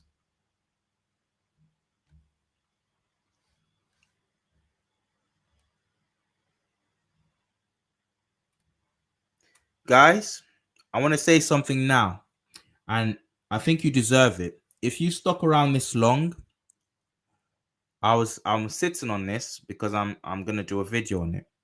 I'm just waiting for the research to amass. If you know me, you know I don't like to just come out with just anything. I want the research to amass. But let me say something to you now. Right. As far as I can see, we've got 93 watching. Okay, I don't know if that's up to date. If you're still listening at this time, at this point, I think it's because you're actually interested in some actual history, some actual knowledge. I don't think these are Portuguese. I don't think these are Portuguese. I think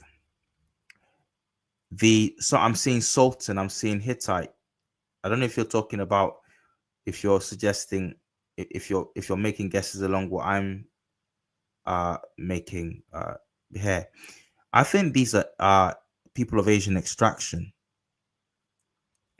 Again, I will let the research compound, but I don't think these are Portuguese. I've searched for these helmets in the Portuguese contingency of the period, and I can't find them. If anyone can, fine. I will kibosh the video right now, but I can't find them. Okay, I leave it at that. I think these are people of Asian extraction, and I think. Thank you, Filma. I think there was a whole lot more going on. Brain freeze. I think there was a whole lot more going on around the period that the Portuguese came, or even before the Portuguese came. Sorry, even before the Portuguese arrived. Okay. There's more I could show you, but I'm going to sit on it for now. Stay tuned because I'm going to do something big on this pretty soon. Once I get what I want to get completely. Okay. But I think they're selling us a whole lot of lies. These people had contact with more than just the Portuguese. There were more people trading with the folk on at Benin than the Portuguese. Again, actually, if you look at the evidence, Europeans came late to the party. In terms of sailing around the world, Europeans came late to the party. Okay, I don't want to say much more. I don't want to say, this live has gone on for way too long. Okay, it's gone on for way too long anyway. But there's more coming. Watch this space. Okay, I'm learning, and it's a steep learning curve. As I'm learning, I'm just getting hit with. Like I said, go with your gut. Go with your gut, and the more I go with my gut, the more I find that the evidence backs what my gut is telling me. So, yeah. Anyway, we're coming to the end of this. I don't want to miss out on anything. I don't want to miss anything out. Let me just do a shout out to Macy, who says, "Thank you and other creators for your honest scholarship." Thank you, Macy. Thank you for that $4.99 super chat. Craig says, absolutely, Europeans came very late. Have I got that up there? Says Europeans came very late to the party. I think I'm seeing that more and more. I really want to do it. I really want to out what I've what I'm finding out about the Benins and the west coast of Africa in totality, but I don't. I think it's good to kind of keep my powder dry and wait. Okay, you guys will thank me later for that. Delayed gratification and all that. Okay, right, guys, it's been an amazing live. Thank you to all of you guys who've been involved. Thank you for joining me. Thank you for sticking through to the end. We had a good number to begin with, and that stayed strong to the end. I hope I've not ranted too much or gone off tangent too much. But yeah, I've really enjoyed myself, and I could keep going, but let's not do that. We've all got things to get on with in our private lives. So thank you again for joining me. Nothing left to say, but please hit the like button. Subscribe if you've not already subscribed. If you're just watching on the side thinking, trying to gauge this channel, I hope you've seen enough to make you hit that subscribe button. So hit subscribe. There's more coming. And all I can say now is from Kush to Compton, it's been your boy Trill Black. I'll see you guys in the next one. Yeah. Peace.